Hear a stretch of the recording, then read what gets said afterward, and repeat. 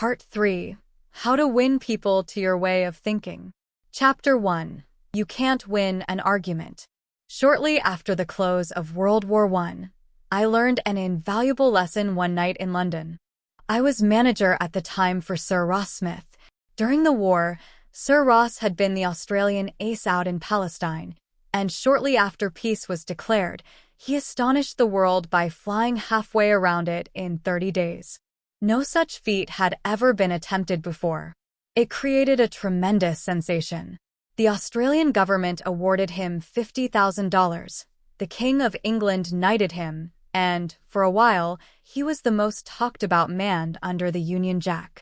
I was attending a banquet one night given in Sir Ross's honor, and during the dinner, the man sitting next to me told a humorous story which hinged on the quotation, "There's a divinity that shapes our ends. Rough hew them how we will." The raconteur mentioned that the quotation was from the Bible. He was wrong. I knew that. I knew it positively. There couldn't be the slightest doubt about it. And so, to get a feeling of importance and display my superiority, I appointed myself as an unsolicited and unwelcome committee of one to correct him. He stuck to his guns. What? From Shakespeare? Impossible. Absurd. That quotation was from the Bible. And he knew it. The storyteller was sitting on my right, and Frank Gammond, an old friend of mine, was seated at my left. Mr. Gammond had devoted years to the study of Shakespeare. So, the storyteller and I agreed to submit the question to Mr. Gammond. Mr. Gammond listened, kicked me under the table, and then said, "Dale, you are wrong. The gentleman is right. It is from the Bible." On our way home that night, I said to Mr. Gammond, "Frank, you knew that quotation was from Shakespeare." "Yes, of course," he replied, "Hamlet, Act 5, Scene 2. But we were guests at a festive occasion, my dear Dale. Why prove to a man he is wrong? Is that going to make him like you? Why not let him save his face? He didn't ask for your opinion. He didn't want it. Why argue with him? Always avoid the acute angle." The man who said that taught me a lesson I'll never forget. I not only had made the storyteller uncomfortable, but had put my friend in an embarrassing situation. How much better it would have been had I not become argumentative. It was a sorely needed lesson because I had been an inveterate arguer. During my youth, I had argued with my brother about everything under the Milky Way. When I went to college, I studied logic and argumentation and went in for debating contests. Talk about being from Missouri, I was born there. I had to be shown. Later, I taught debating and argumentation in New York, and once, I am ashamed to admit, I plan to write a book on the subject. Since then, I have listened to, engaged in, and watched the effect of thousands of arguments.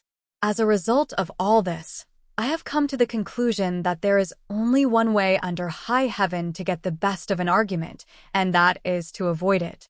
Avoid it as you would avoid rattlesnakes and earthquakes. 9 times out of 10, an argument ends with each of the contestants more firmly convinced than ever that he is absolutely right. You can't win an argument. You can't because if you lose it, and if you win it, you lose it. Why? Well, suppose you triumph over the other man and shoot his argument full of holes and prove that he is non compos mentis. Then what? You will feel fine. But what about him? You have made him feel inferior. You have hurt his pride. He will resent your triumph. And a man convinced against his will is of the same opinion still. Years ago, Patrick J. O'Hare joined one of my classes. He had had little education, and how he loved to scrap. He had once been a chauffeur, and he came to me because he had been trying, without much success, to sell trucks. A little questioning brought out the fact that he was continually scrapping with and antagonizing the very people he was trying to do business with. If a prospect said anything derogatory about the trucks he was selling, Pat saw red and was right at the customer's throat. Pat won a lot of arguments in those days. As he said to me afterward, I often walked out of an office saying, "I told that bird something." Sure, I had told him something, but I hadn't sold him anything. My first problem was not to teach Patrick J. O'Hare to talk. My immediate task was to train him to refrain from talking and to avoid verbal fights. Mr. O'Hare became one of the star salesmen for the White Motor Company in New York. How did he do it? Here is his story in his own words. If I walk into a buyer's office now and he says, "What? A white truck? They're no good. I wouldn't take one if you gave it to me. I'm going to buy the Who's It truck." I say, the Who's It is a good truck.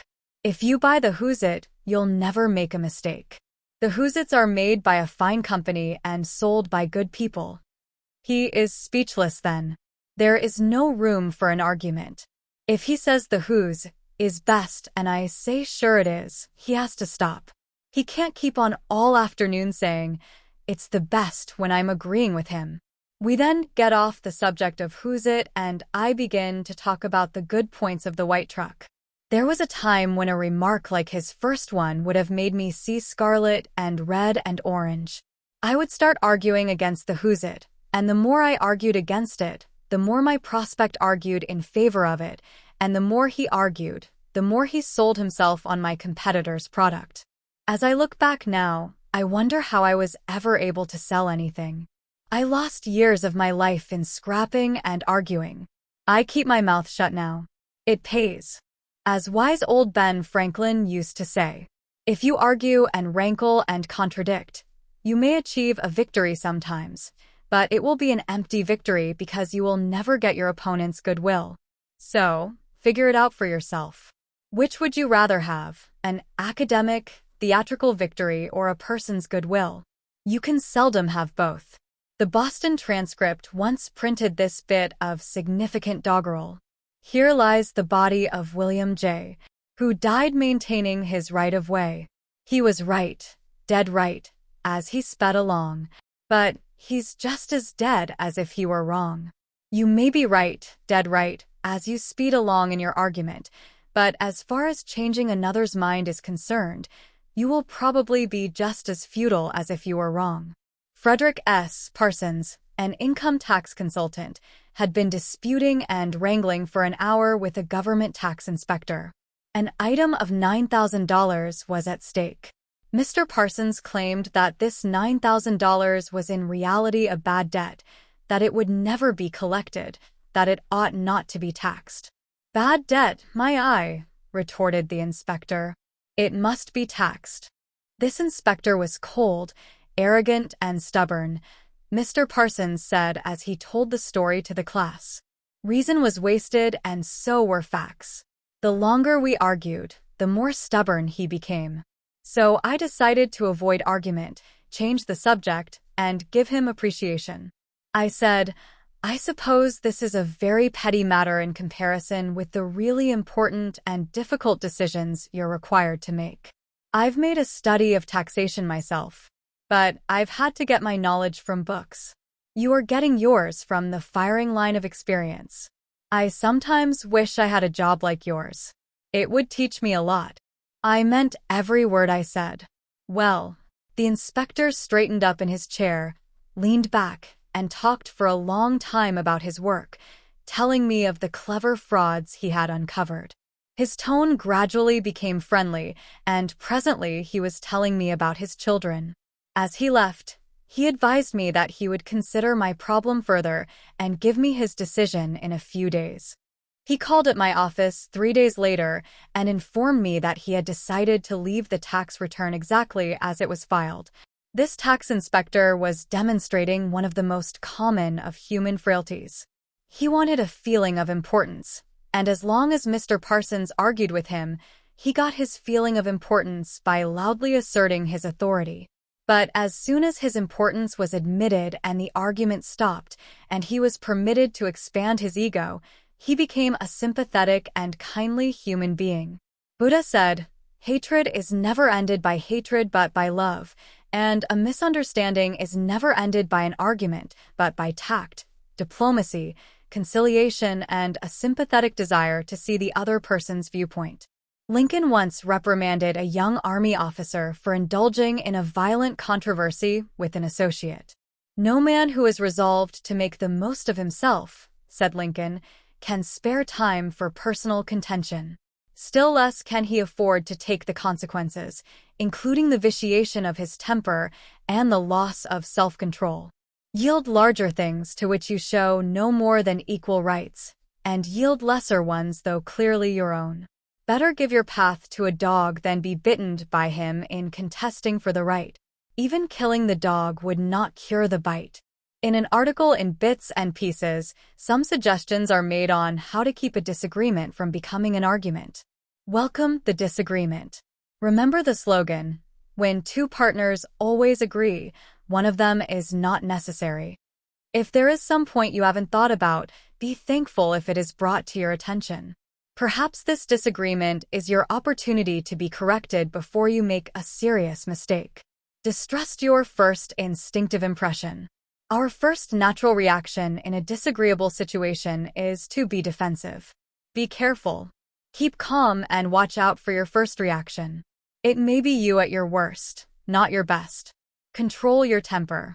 Remember, you can measure the size of a person by what makes him or her angry. Listen first.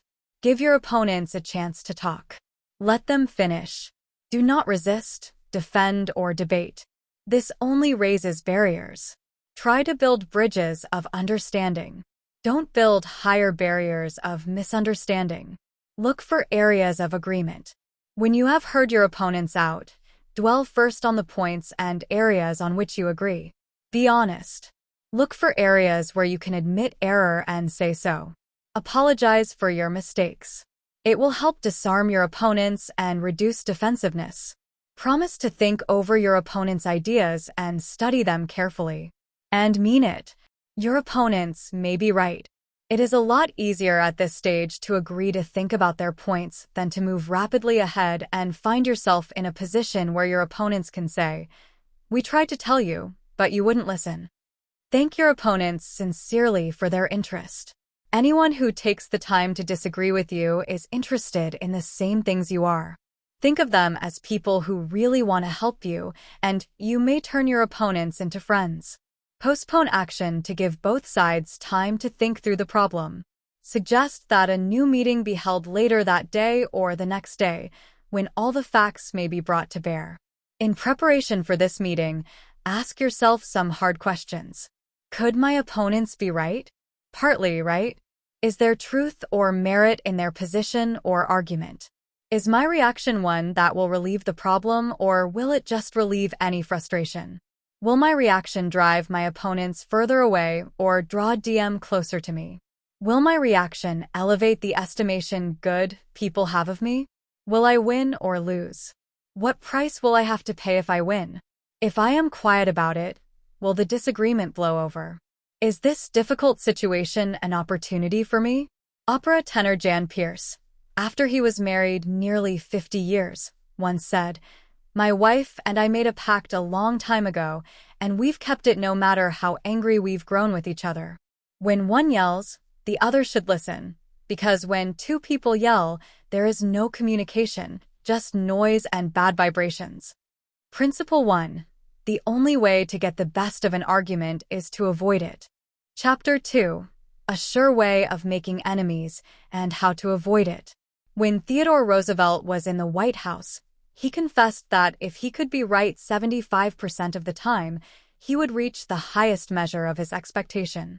If that was the highest rating that one of the most distinguished men of the 20th century could hope to obtain, what about you and me?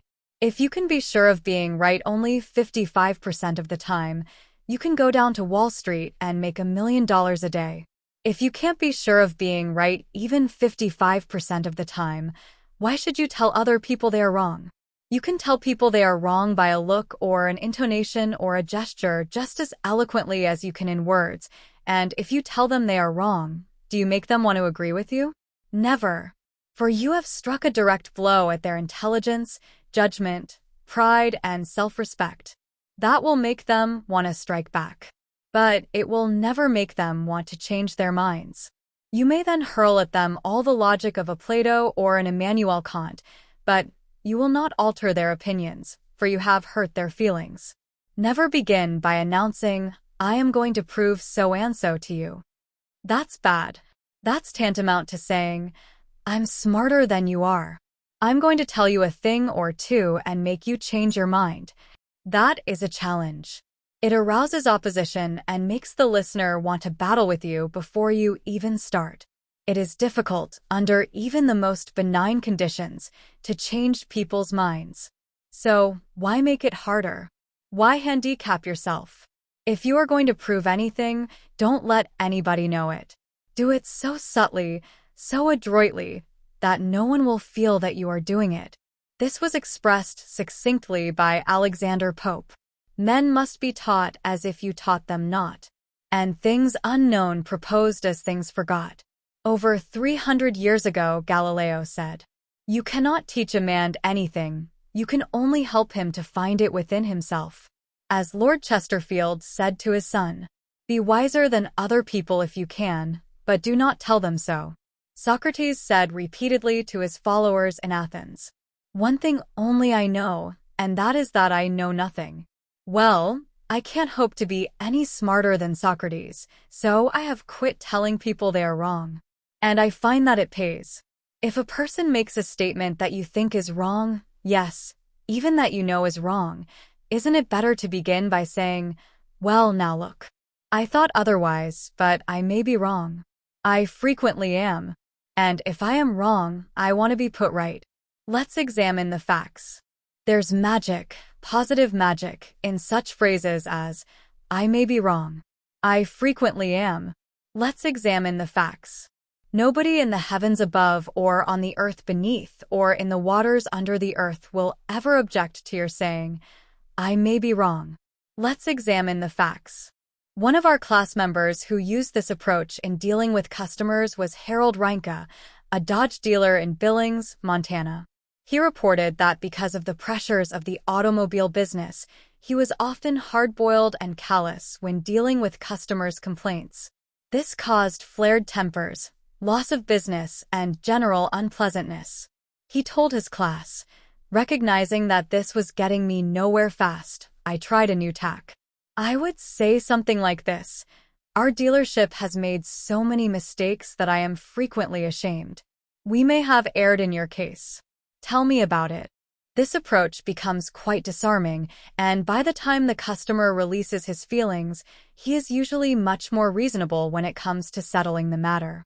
In fact, several customers have thanked me for having such an understanding attitude, and 2 of them have even brought in friends to buy new cars.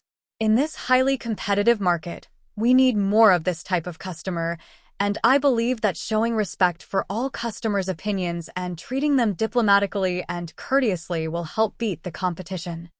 You will never get into trouble by admitting that you may be wrong.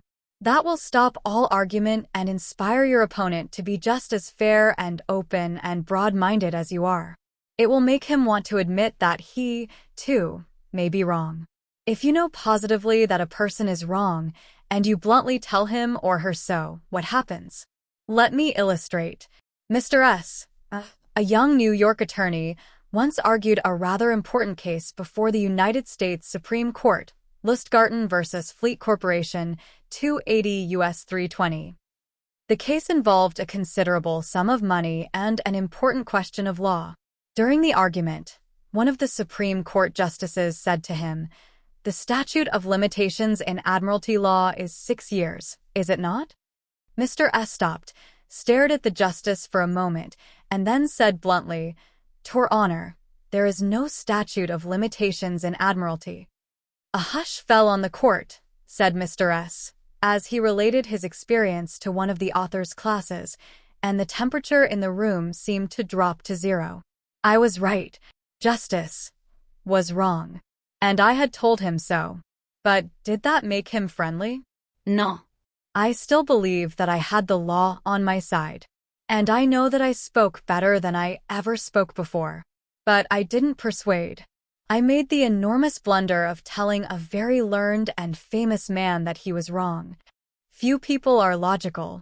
Most of us are prejudiced and biased. Most of us are blighted with preconceived notions, with jealousy, suspicion, fear, envy, and pride. And most citizens don't want to change their minds about their religion, or their haircut, or communism, or their favorite movie star. So, if you are inclined to tell people they are wrong, please read the following paragraph every morning before breakfast. It is from James Harvey Robinson's enlightening book, The Mind in the Making. We sometimes find ourselves changing our minds without any resistance or heavy emotion, but if we are told we are wrong, we resent the imputation and harden our hearts. We are incredibly heedless in the formation of our beliefs, but find ourselves filled with an illicit passion for them when anyone proposes to rob us of their companionship. It is obviously not the ideas themselves that are dear to us, but our self-esteem which is threatened. The little word, my, is the most important one in human affairs, and properly to reckon with it is the beginning of wisdom. It has the same force whether it is my dinner, my dog and my house, or my father, my country and my God. We not only resent the imputation that our watch is wrong, or our car shabby, but that our conception of the canals of Mars, of the pronunciation of Epictetus, of the medicinal value of salicin, or of the date of Sargon I is subject to revision.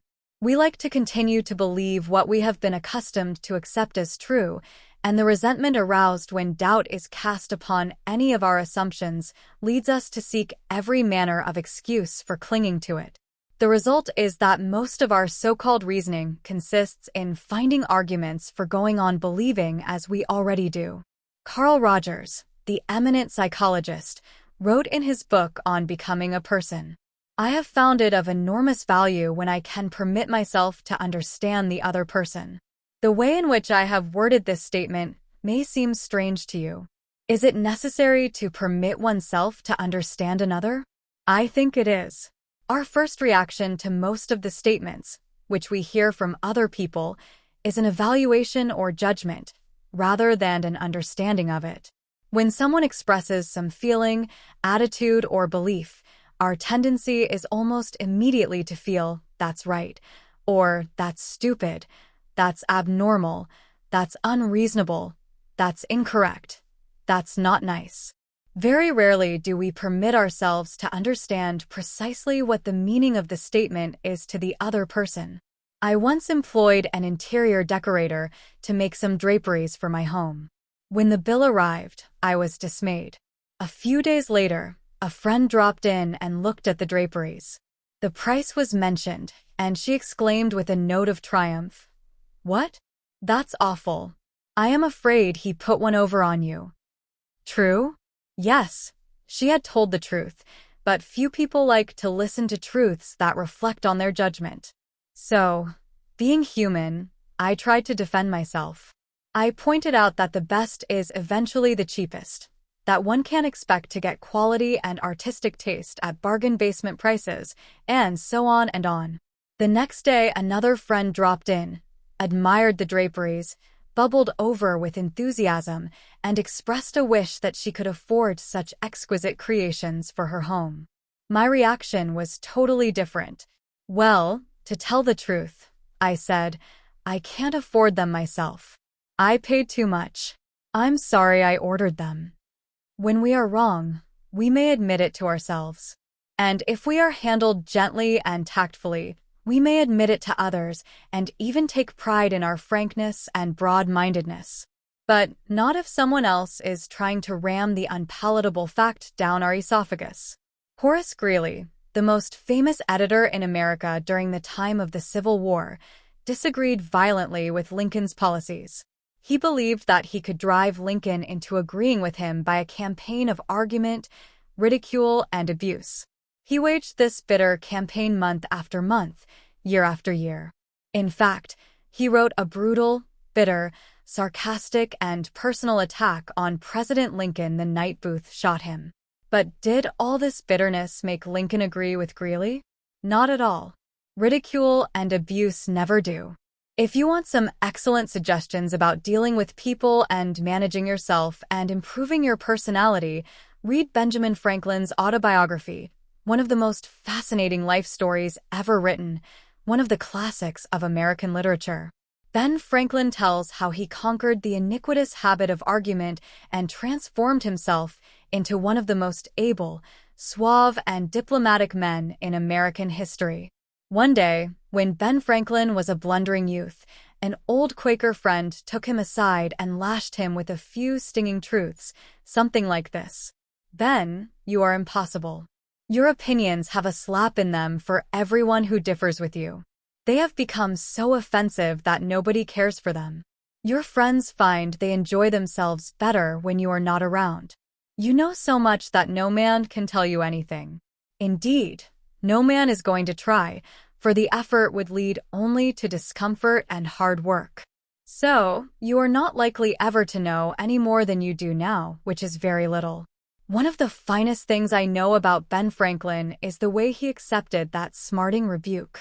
He was big enough and wise enough to realize that it was true, to sense that he was headed for failure and social disaster. So, he made a right-about face. He began immediately to change his insolent, opinionated ways. "I made it a rule," said Franklin, "to forbear all direct contradiction to the sentiment of others and all positive assertion of my own. I even forbade myself the use of every word or expression in the language that imported a fixed opinion, such as certainly, undoubtedly, etc., and I adopted, instead of them, I conceive, I apprehend, or I imagine a thing to be so, or it so appears to me at present." When another asserted something that I thought an error, I denied myself the pleasure of contradicting him abruptly, and of showing immediately some absurdity in his proposition, and in answering I began by observing that in certain cases or circumstances his opinion would be right, but in the present case there appeared, or seemed to me some difference, etc. I soon found the advantage of this change in my manner. The conversations I engaged in went on more pleasantly. The modest way in which I proposed my opinions procured them a readier reception and less contradiction. I had less mortification when I was found to be in the wrong, and I more easily prevailed with others to give up their mistakes and join with me when I happened to be in the right. And this mode, which I at first put on with some violence to natural inclination, became at length so easy and so habitual to me that perhaps for these 50 years past no one has ever heard a dogmatical expression escape me. And to this habit, after my character of integrity, I think it principally owing that I had earned so much weight with my fellow citizens when I proposed new institutions or alterations in the old, and so much influence in public councils when I became a member. For I was but a bad speaker, never eloquent, subject to much hesitation in my choice of words, hardly correct in language, and yet I generally carried my points. How do Ben Franklin's methods work in business? Let's take two examples. Catherine A. Allred of Kings Mountain, North Carolina, is an industrial engineering supervisor for a yam processing plant. She told one of our classes how she handled a sensitive problem before and after taking our training. "Part of my responsibility," she reported, "deals with setting up and maintaining incentive systems and standards for our operators so they can make more money by producing more yam. The system we were using had worked fine when we had only 2 or 3 different types of yarn, but recently we had expanded our inventory and capabilities to enable us to run more than 12 different varieties.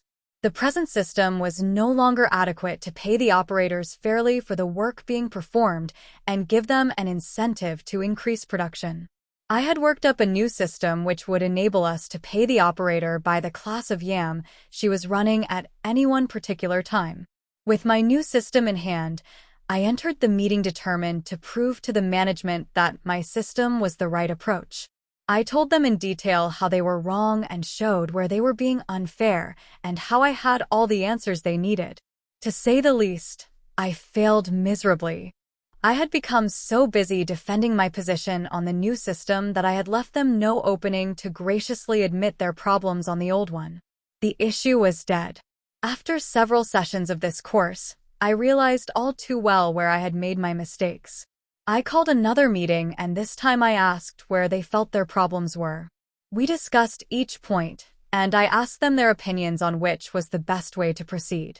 With a few low-keyed suggestions, at proper intervals, I let them develop my system themselves.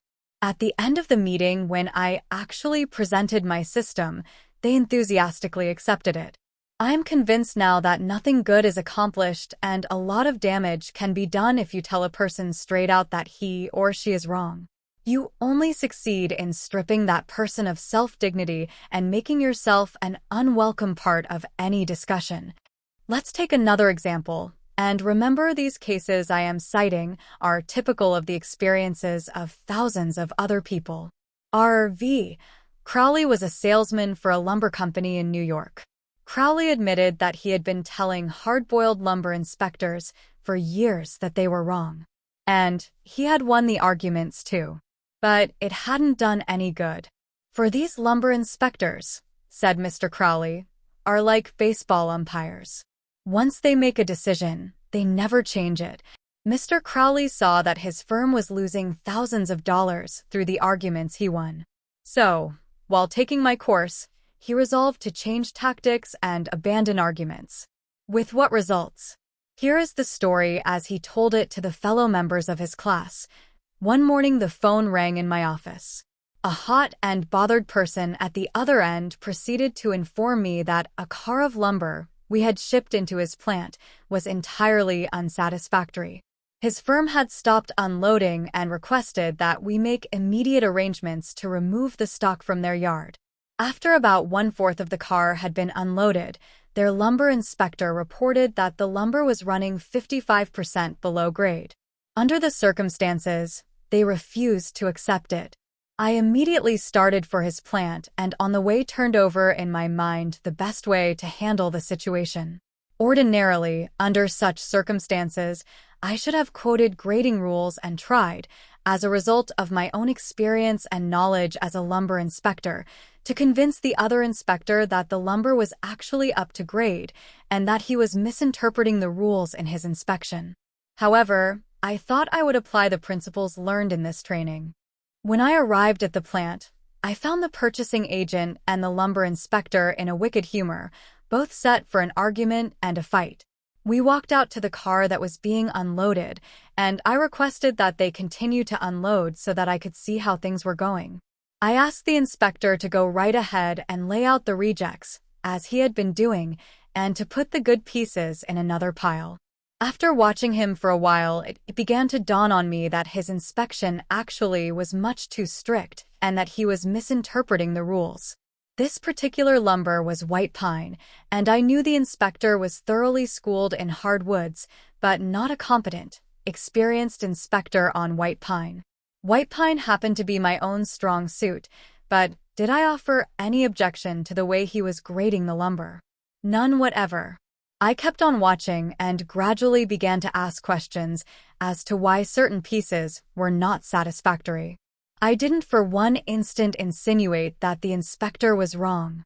I emphasized that my only reason for asking was in order that we could give his firm exactly what they wanted in future shipments.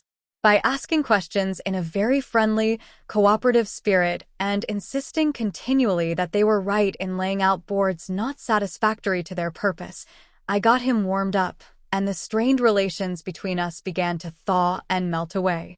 An occasional carefully put remark on my part gave birth to the idea in his mind that possibly some of these rejected pieces were actually within the grade that they had bought, and that their requirements demanded a more expensive grade. I was very careful, however, not to let him think I was making an issue of this point. Gradually, his whole attitude changed. He finally admitted to me that he was not experienced on white pine and began to ask me questions about each piece as it came out of the car. I would explain why such a piece came within the grade specified, but kept on insisting that we did not want him to take it if it was unsuitable for their purpose. He finally got to the point where he felt guilty every time he put a piece in the rejected pile. And at last, he saw that the mistake was on their part for not having specified as good a grade as they needed. The ultimate outcome was that he went through the entire carload again after I left, accepted the whole lot, and we received a check in full. In that one instance alone, a little tact, and the determination to refrain from telling the other man he was wrong saved my company a substantial amount of cash, and it would be hard to place a money value on the goodwill that was saved. Martin Luther King was asked how, as a pacifist, he could be an admirer of Air Force General Daniel "Chappie" James, then the nation's highest-ranking black officer. Dr. King replied, "I judge people by their own principles, not by my own." In a similar way, General Robert E. Lee once spoke to the President of the Confederacy, Jefferson Davis, in the most glowing terms about a certain officer under his command. Another officer in attendance was astonished. "General," he said, "do you not know that the man of whom you speak so highly is one of your bitterest enemies who misses no opportunity to malign you?" "Yes," replied General Lee, "but the President asked my opinion of him. He did not ask for his opinion of me."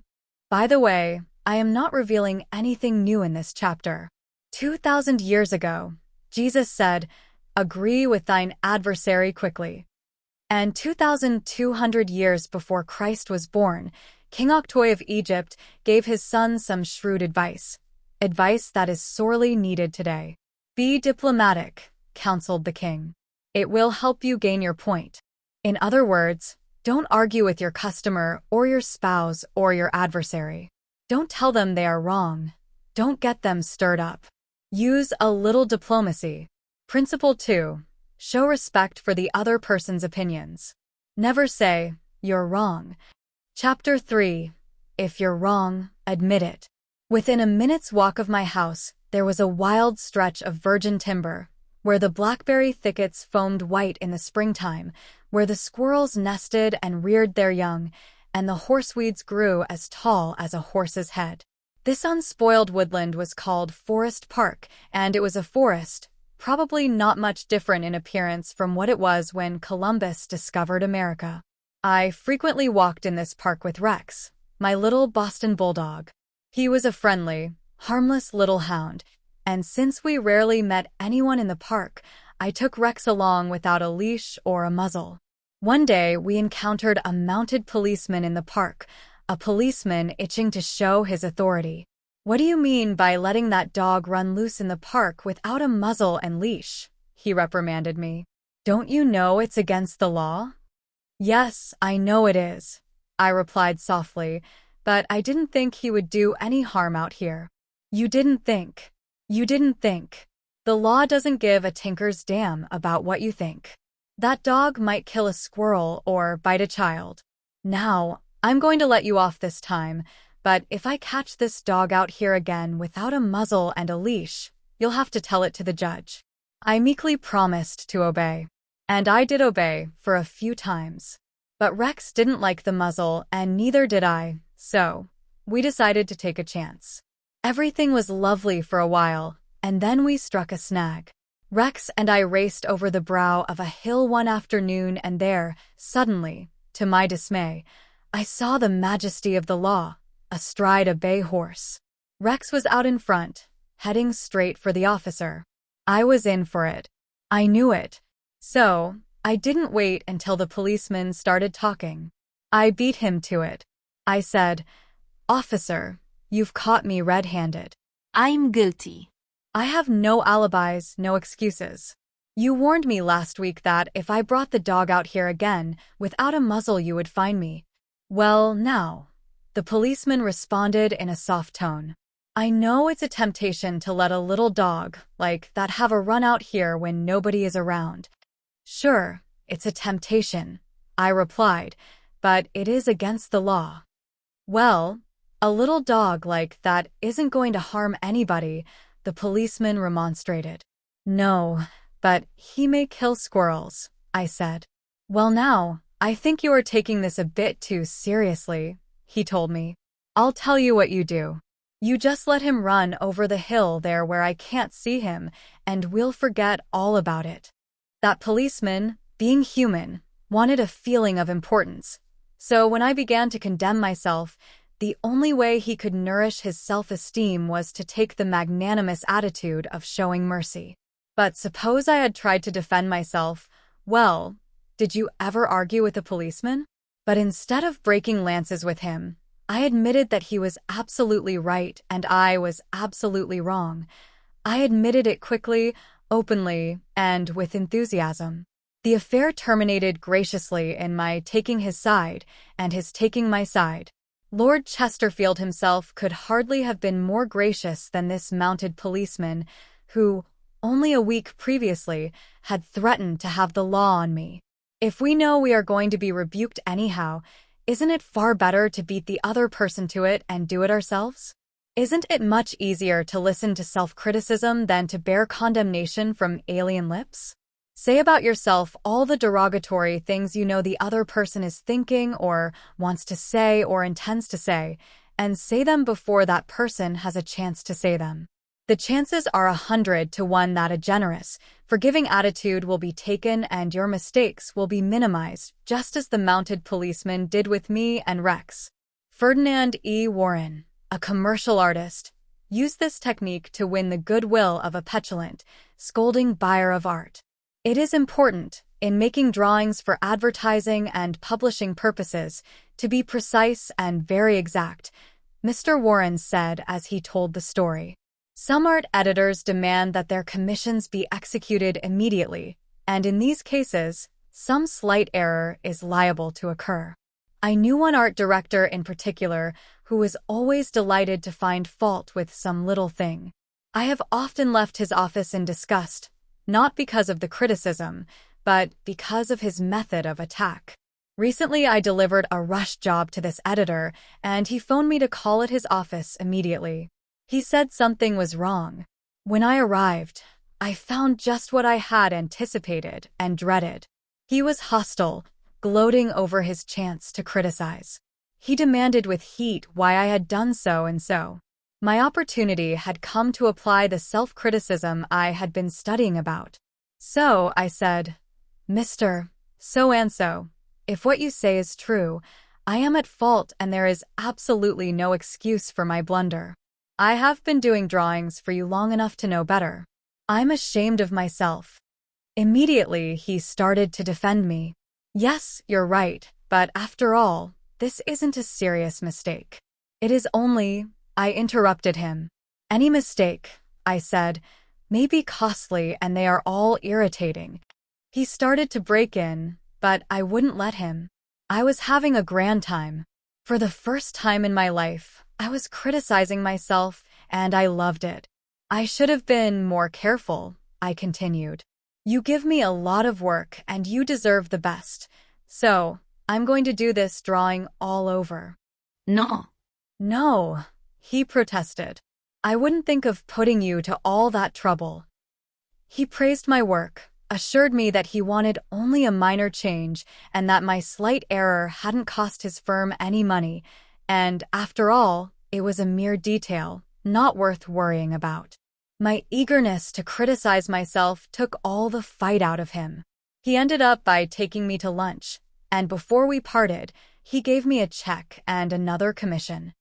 There is a certain degree of satisfaction in having the courage to admit one's errors. It not only clears the air of guilt and defensiveness, but often helps solve the problem created by the error. Bruce Harvey of Albuquerque, New Mexico, had incorrectly authorized payment of full wages to an employee on sick leave. When he discovered his error, he brought it to the attention of the employee and explained that to correct the mistake he would have to reduce his next paycheck by the entire amount of the overpayment. The employee pleaded that as that would cause him a serious financial problem, could the money be repaid over a period of time? In order to do this, Harvey explained, he would have to obtain his supervisor's approval. And this I knew, reported Harvey, would result in a boss-type explosion. While trying to decide how to handle this situation better, I realized that the whole mess was my fault and I would have to admit it to my boss. I walked into his office, told him that I had made a mistake, and then informed him of the complete facts.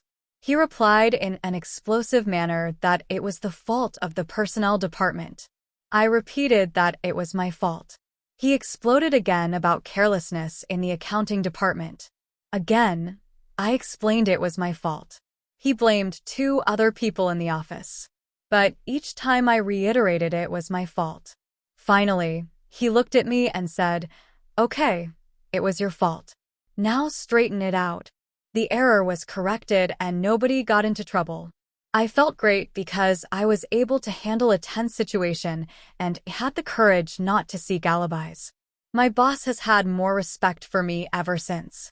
Any fool can try to defend his or her mistakes, and most fools do, but it raises one above the herd and gives one a feeling of nobility and exultation to admit one's mistakes. For example, one of the most beautiful things that history records about Robert E. Lee is the way he blamed himself and only himself for the failure of Pickett's charge at Gettysburg.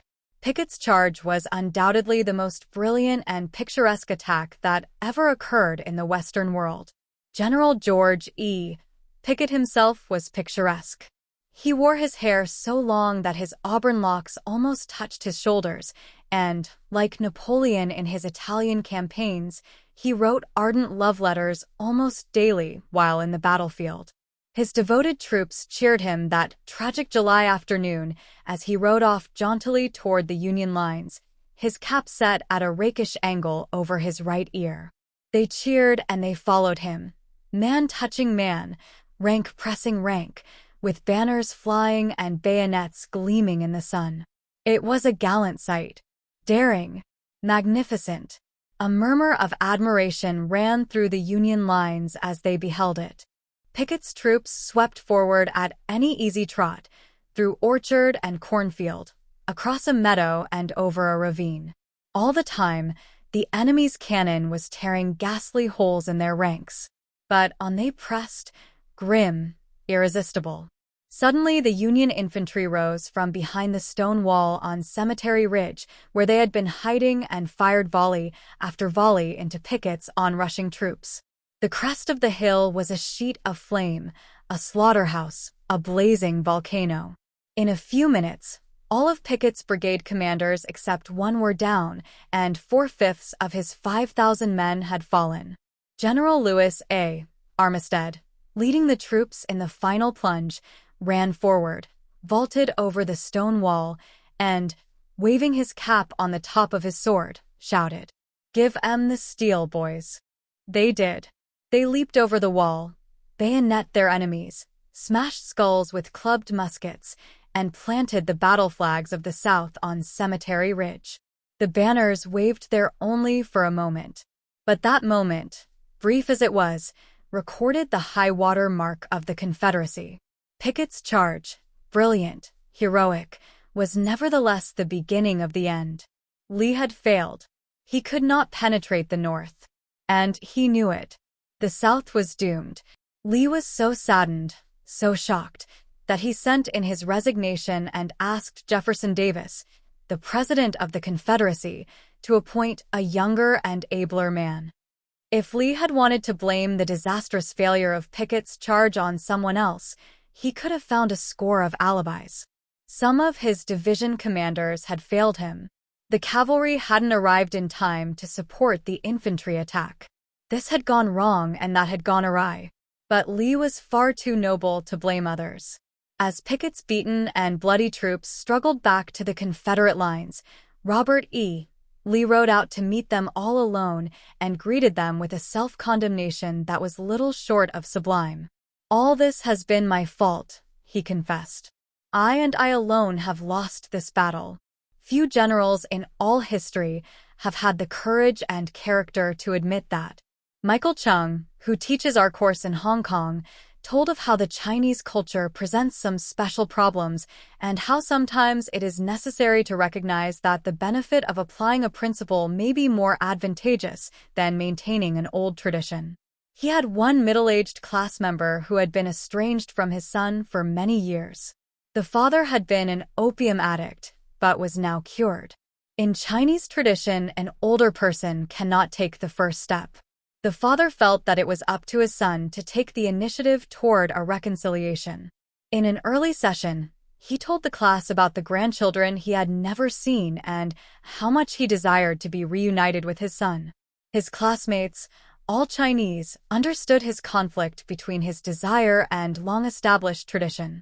The father felt that young people should have respect for their elders and that he was right in not giving in to his desire, but to wait for his son to come to him.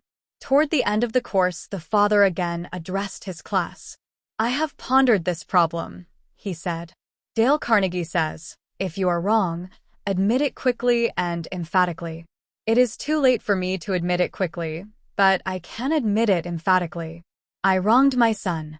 He was right in not wanting to see me and to expel me from his life. I may lose face by asking a younger person's forgiveness, but I was at fault and it is my responsibility to admit this. The class applauded and gave him their full support.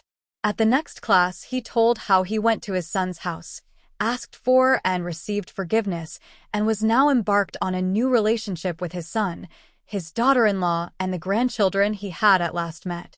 Elbert Hubbard was one of the most original authors who ever stirred up a nation, and his stinging sentences often aroused fierce resentment.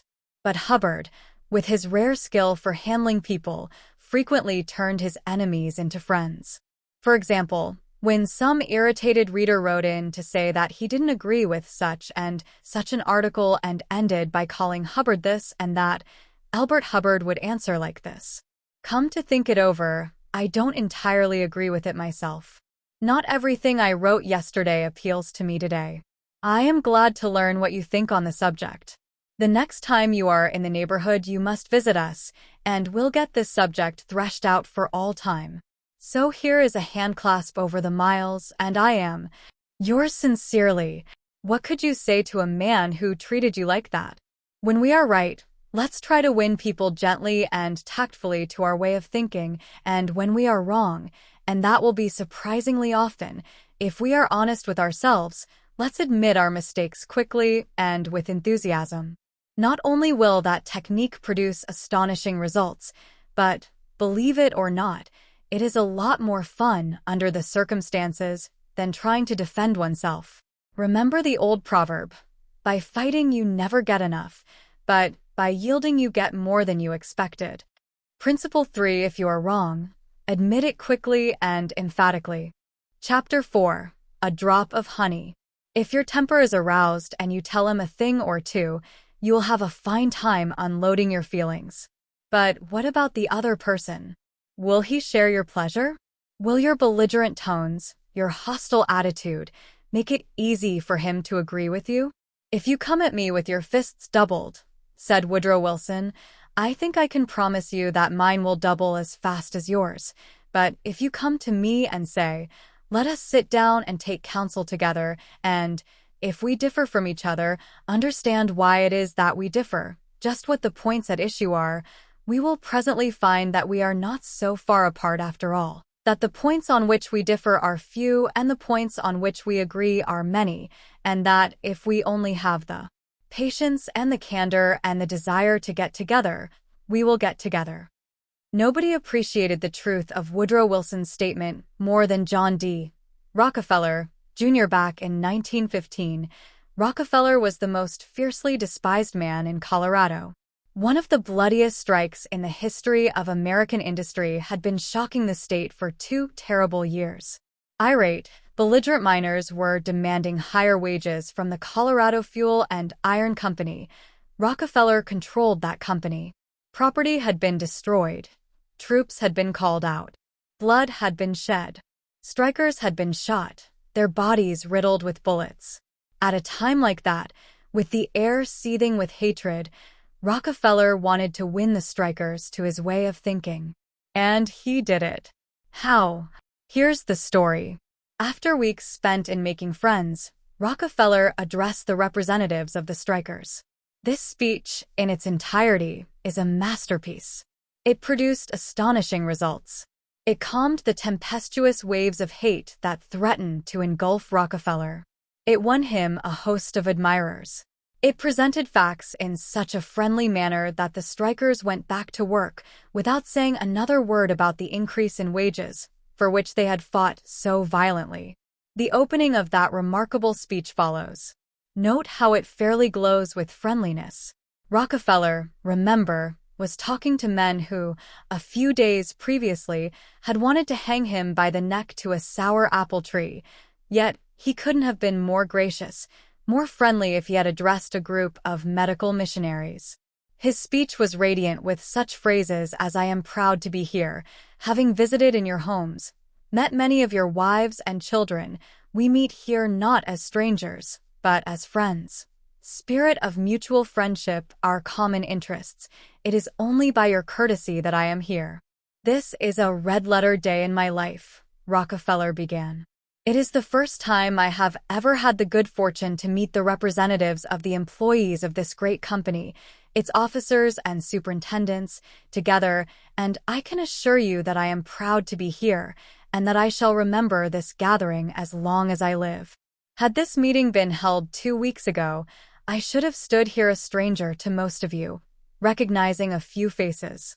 Having had the opportunity last week of visiting all the camps in the southern coal field and of talking individually with practically all of the representatives, except those who were away, having visited in your homes, met many of your wives and children, we meet here not as strangers, but as friends. And it is in that spirit of mutual friendship that I am glad to have this opportunity to discuss with you our common interests. Since this is a meeting of the officers of the company and the representatives of the employees, it is only by your courtesy that I am here, for I am not so fortunate as to be either one or the other, and yet I feel that I am intimately associated with you men, for, in a sense, I represent both the stockholders and the directors. Isn't that a superb example of the fine art of making friends out of enemies? Suppose Rockefeller had taken a different tack. Suppose he had argued with those miners and hurled devastating facts in their faces. Suppose he had told them by his tones and insinuations that they were wrong. Suppose that, by all the rules of logic, he had proved that they were wrong. What would have happened? More anger would have been stirred up, more hatred, more revolt. If a man's heart is rankling with discord and ill feeling toward you, you can't win him to your way of thinking with all the logic in Christendom. Scolding parents and domineering bosses and husbands and nagging wives ought to realize that people don't want to change their minds. They can't be forced or driven to agree with you or me. But they may possibly be led to, if we are gentle and friendly, ever so gentle and ever so friendly. Lincoln said that, in effect, over 100 years ago. Here are his words. It is an old and true maxim that a drop of honey catches more flies than a gallon of gall. So, with men, if you would win a man to your cause, first convince him that you are his sincere friend. Therein is a drop of honey that catches his heart, which, say what you will, is the great high road to reason. Business executives have learned that it pays to be friendly to strikers. For example, when 2,500 employees in the White Motor Company's plant struck for higher wages and a union shop, Robert F. Black, then president of the company, didn't lose his temper and condemn and threaten and talk of tyranny and communists. He actually praised the strikers. He published an advertisement in the Cleveland papers, complimenting them on the peaceful way in which they laid down their tools. Finding the strike pickets idle, he bought them a couple of dozen baseball bats and gloves and invited them to play ball on vacant lots. For those who preferred bowling, he rented a bowling alley. This friendliness on Mr. Black's part did what friendliness always does. It begot friendliness. So, the strikers borrowed brooms, shovels, and rubbish carts and began picking up matches, papers, cigarette stubs, and cigar butts around the factory. Imagine it! Imagine strikers tidying up the factory grounds while battling for higher wages and recognition of the union. Such an event had never been heard of before in the long, tempestuous history of American labor wars. That strike ended with a compromise settlement within a week, ended without any ill feeling or rancor. Daniel Webster, who looked like a god and talked like Jehovah, was one of the most successful advocates who ever pleaded a case, yet he ushered in his most powerful arguments with such friendly remarks as, "It will be for the jury to consider. This may, perhaps, be worth thinking of. Here are some facts that I trust you will not lose sight of, or you, with your knowledge of human nature, will easily see the significance of these facts. No bulldozing. No high-pressure methods. No attempt to force his opinions on others. Webster used the soft-spoken, quiet, friendly approach, and it helped to make him famous. You may never be called upon to settle a strike or address a jury, but you may want to get your rent reduced. Will the friendly approach help you then? Let's see. O.L. Straub, an engineer, wanted to get his rent reduced. And he knew his landlord was hard-boiled. I wrote him, Mr. Straub said in a speech before the class, notifying him that I was vacating my apartment as soon as my lease expired. The truth was, I didn't want to move. I wanted to stay if I could get my rent reduced. But the situation seemed hopeless. Other tenants had tried and failed. Everyone told me that the landlord was extremely difficult to deal with. But I said to myself, I am studying a course in how to deal with people, so I'll try it on him and see how it works. He and his secretary came to see me as soon as he got my letter. I met him at the door with a friendly greeting. I fairly bubbled with goodwill and enthusiasm. I didn't begin talking about how high the rent was. I began talking about how much I liked his apartment house. Believe me, I was hearty in my approbation and lavish in my praise. I complimented him on the way he ran the building and told him I should like so much to stay for another year, but I couldn't afford it. He had evidently never had such a reception from a tenant. He hardly knew what to make of it. Then, he started to tell me his troubles. Complaining tenants. One had written him 14 letters, some of them positively insulting. Another threatened to break his lease unless the landlord kept the man on the floor above from snoring. What a relief it is, he said, to have a satisfied tenant like you. And then, without my even asking him to do it, he offered to reduce my rent a little. I wanted more, so I named the figure I could afford to pay, and he accepted without a word.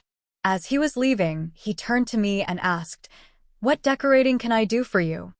If I had tried to get the rent reduced by the methods the other tenants were using, I am positive I should have met with the same failure they encountered.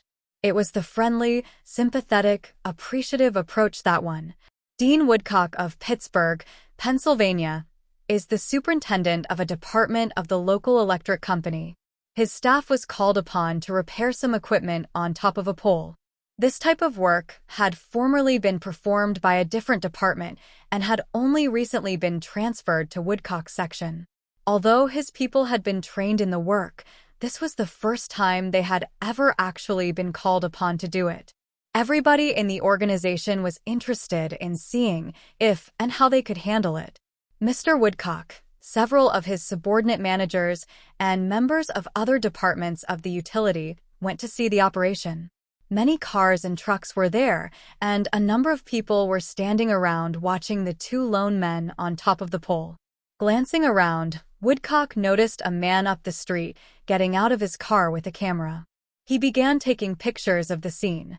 Utility people are extremely conscious of public relations, and suddenly Woodcock realized what this setup looked like to the man with the camera. Overkill, dozens of people being called out to do a two-person job. He strolled up the street to the photographer. "I see you're interested in our operation." "Yes, and my mother will be more than interested. She owns stock in your company. This will be an eye-opener for her. She may even decide her investment was unwise. I've been telling her for years there's a lot of waste motion in companies like yours. This proves it. The newspapers might like these pictures too." "It does look like it, doesn't it? I'd think the same thing in your position. But this is a unique situation." And Dean Woodcock went on to explain how this was the first job of this type for his department and how everybody from executives down was interested. He assured the man that under normal conditions, two people could handle the job. The photographer put away his camera, shook Woodcock's hand, and thanked him for taking the time to explain the situation to him. Dean Woodcock's friendly approach saved his company much embarrassment and bad publicity. Another member of one of our classes, Gerald H. Wynne of Littleton, New Hampshire, reported how by using a friendly approach, he obtained a very satisfactory settlement on a damage claim. Early in the spring, he reported, before the ground had thawed from the winter freezing, there was an unusually heavy rainstorm and the water, which normally would have run off to nearby ditches and storm drains along the road, took a new course onto a building lot where I had just built a new home. Not being able to run off, the water pressure built up around the foundation of the house. The water forced itself under the concrete basement floor, causing it to explode, and the basement filled with water. This ruined the furnace and the hot water heater. The cost to repair this damage was in excess of $2,000. I had no insurance to cover this type of damage. However, I soon found out that the owner of the subdivision had neglected to put in a storm drain near the house, which could have prevented this problem. I made an appointment to see him. During the 25-mile trip to his office, I carefully reviewed the situation and, remembering the principles I learned in this course, I decided that showing my anger would not serve any worthwhile purpose. When I arrived, I kept very calm and started by talking about his recent vacation to the West Indies. Then, when I felt the timing was right, I mentioned the little problem of water damage. He quickly agreed to do his share in helping to correct the problem. A few days later, he called and said he would pay for the damage and also put in a storm drain to prevent the same thing from happening in the future. Even though it was the fault of the owner of the subdivision, if I had not begun in a friendly way, there would have been a great deal of difficulty in getting him to agree to the total liability. Years ago, when I was a barefoot boy walking through the woods to a country school out in northwest Missouri, I read a fable about the sun and the wind. They quarreled about which was the stronger, and the wind said, "I'll prove I am. See the old man down there with a coat? I bet I can get his coat off him quicker than you can." So the sun went behind a cloud, and the wind blew until it was almost a tornado, but the harder it blew, the tighter the old man clutched his coat to him. Finally, the wind calmed down and gave up, and then the sun came out from behind the clouds and smiled kindly on the old man.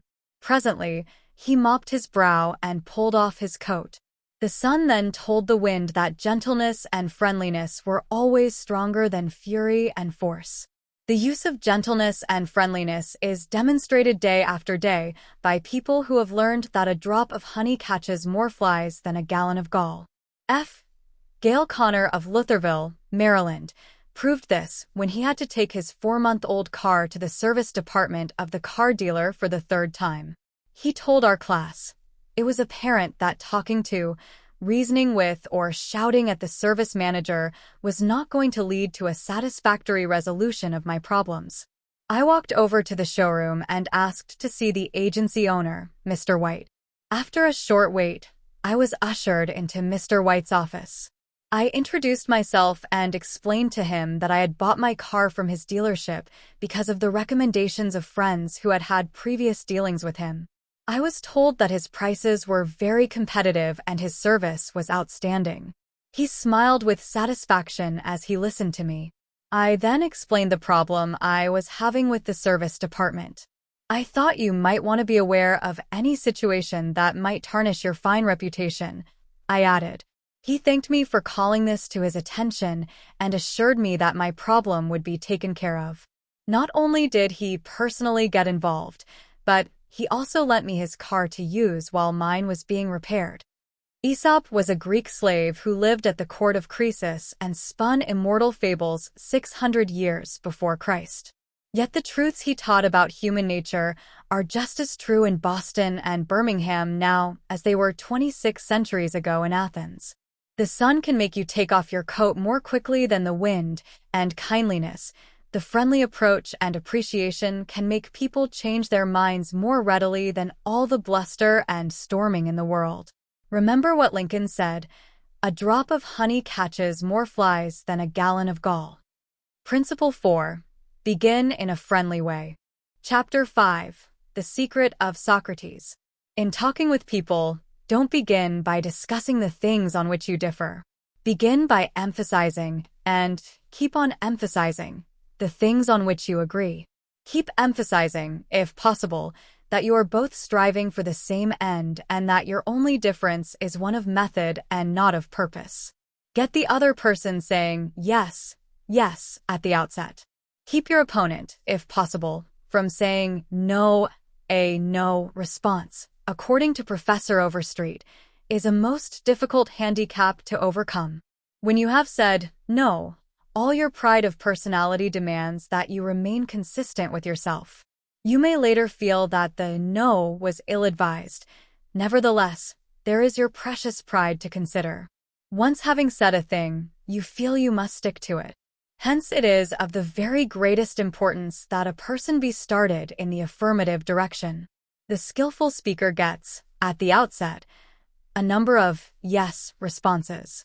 This sets the psychological process of the listeners moving in the affirmative direction. It is like the movement of a billiard ball. Propel in one direction, and it takes some force to deflect it, far more force to send it back in the opposite direction. The psychological patterns here are quite clear. When a person says no and really means it, he or she is doing far more than saying a word of 2 letters.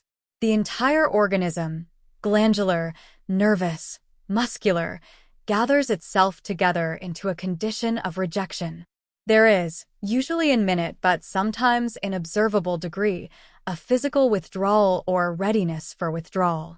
The whole neuromuscular system, in short, sets itself on guard against acceptance. When, to the contrary, a person says yes, none of the withdrawal activities takes place.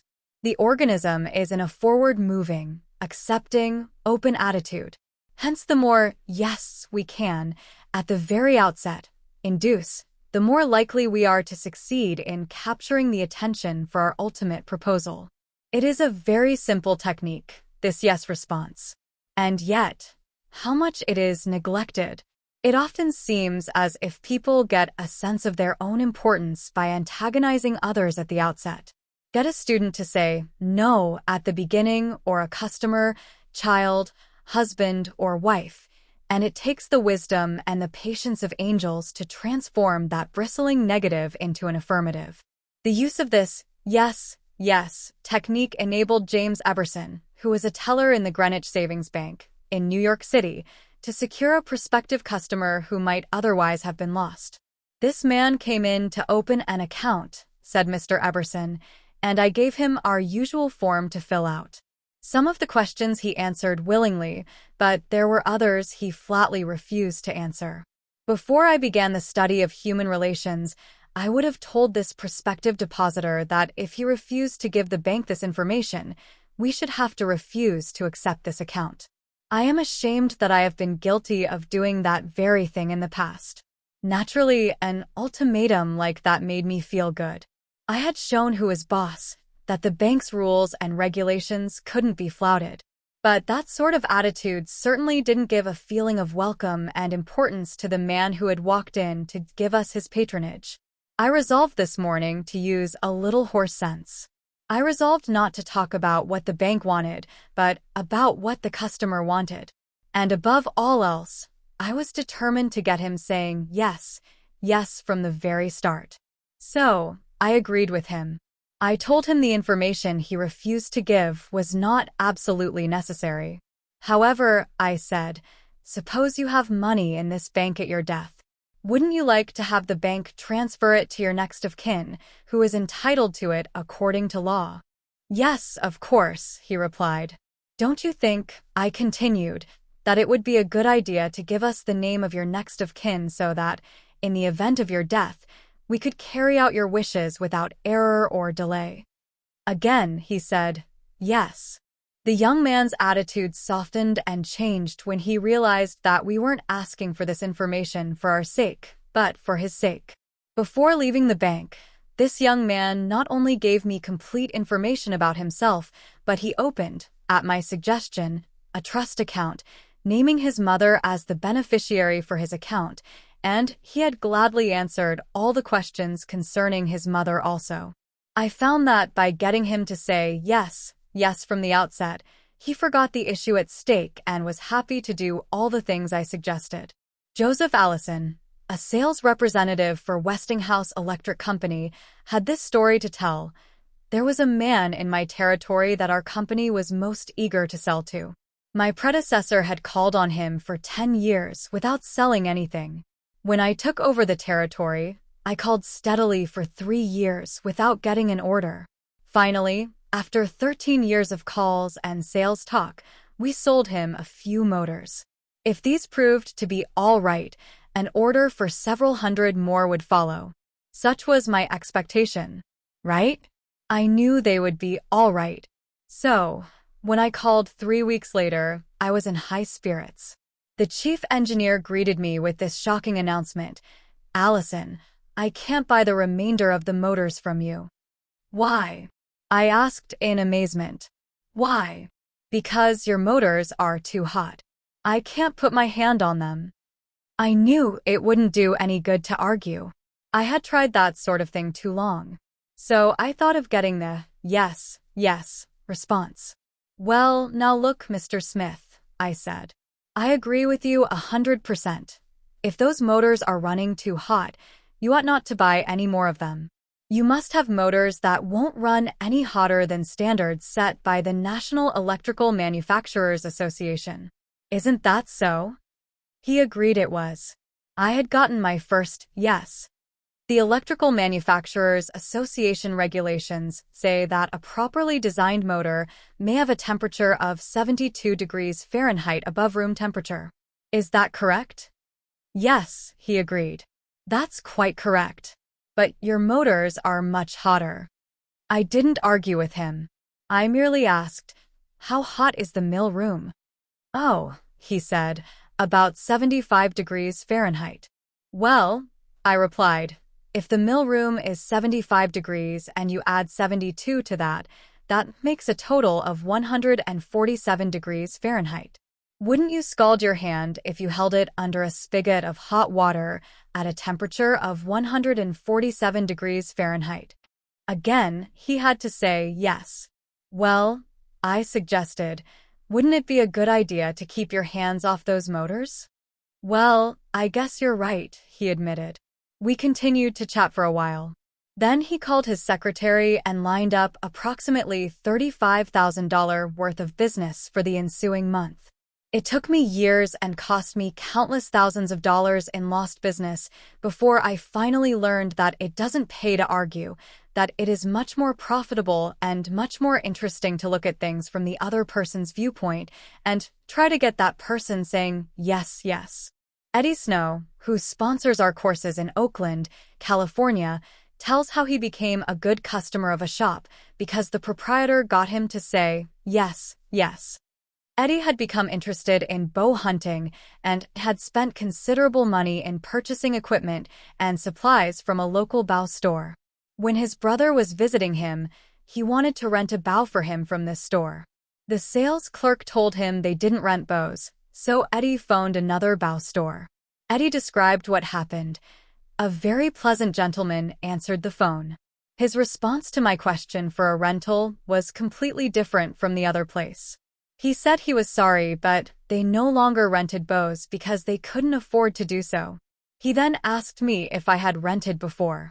I replied, yes, several years ago. He reminded me that I probably paid $25 to $30 for the rental. I said yes again. He then asked if I was the kind of person who liked to save money. Naturally, I answered yes. He went on to explain that they had bow sets with all the necessary equipment on sale for $34.95. I could buy a complete set for only $4.95, more than I could rent one. He explained that is why they had discontinued renting them. Did I think that was reasonable? My yes response led to a purchase of the set, and when I picked it up, I purchased several more items at this shop and have since become a regular customer. Socrates, the gadfly of Athens, was one of the greatest philosophers the world has ever known.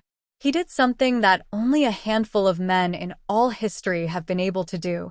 He sharply changed the whole course of human thought, and now, 24 centuries after his death, He is honored as one of the wisest persuaders who ever influenced this wrangling world.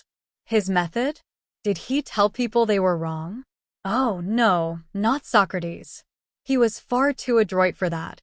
His whole technique, now called the Socratic method, was based upon getting a yes, yes response. He asked questions with which his opponent would have to agree. He kept on winning one admission after another until he had an armful of yes. He kept on asking questions until finally, almost without realizing it, his opponents found themselves embracing a conclusion they would have bitterly denied a few minutes previously. The next time we are tempted to tell someone he or she is wrong, let's remember old Socrates and ask a gentle question, a question that will get the yes, yes response. The Chinese have a proverb pregnant with the age-old wisdom of the Orient: he who treads softly goes far. They have spent 5,000 years studying human nature, those cultured Chinese, and they have garnered a lot of perspicacity. He who treads softly goes far. Principle 5. Get the other person saying, yes, yes, immediately. Chapter 6. The safety valve in handling complaints.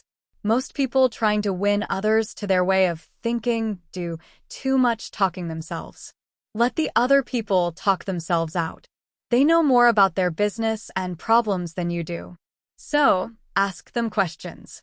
Let them tell you a few things. If you disagree with them, you may be tempted to interrupt.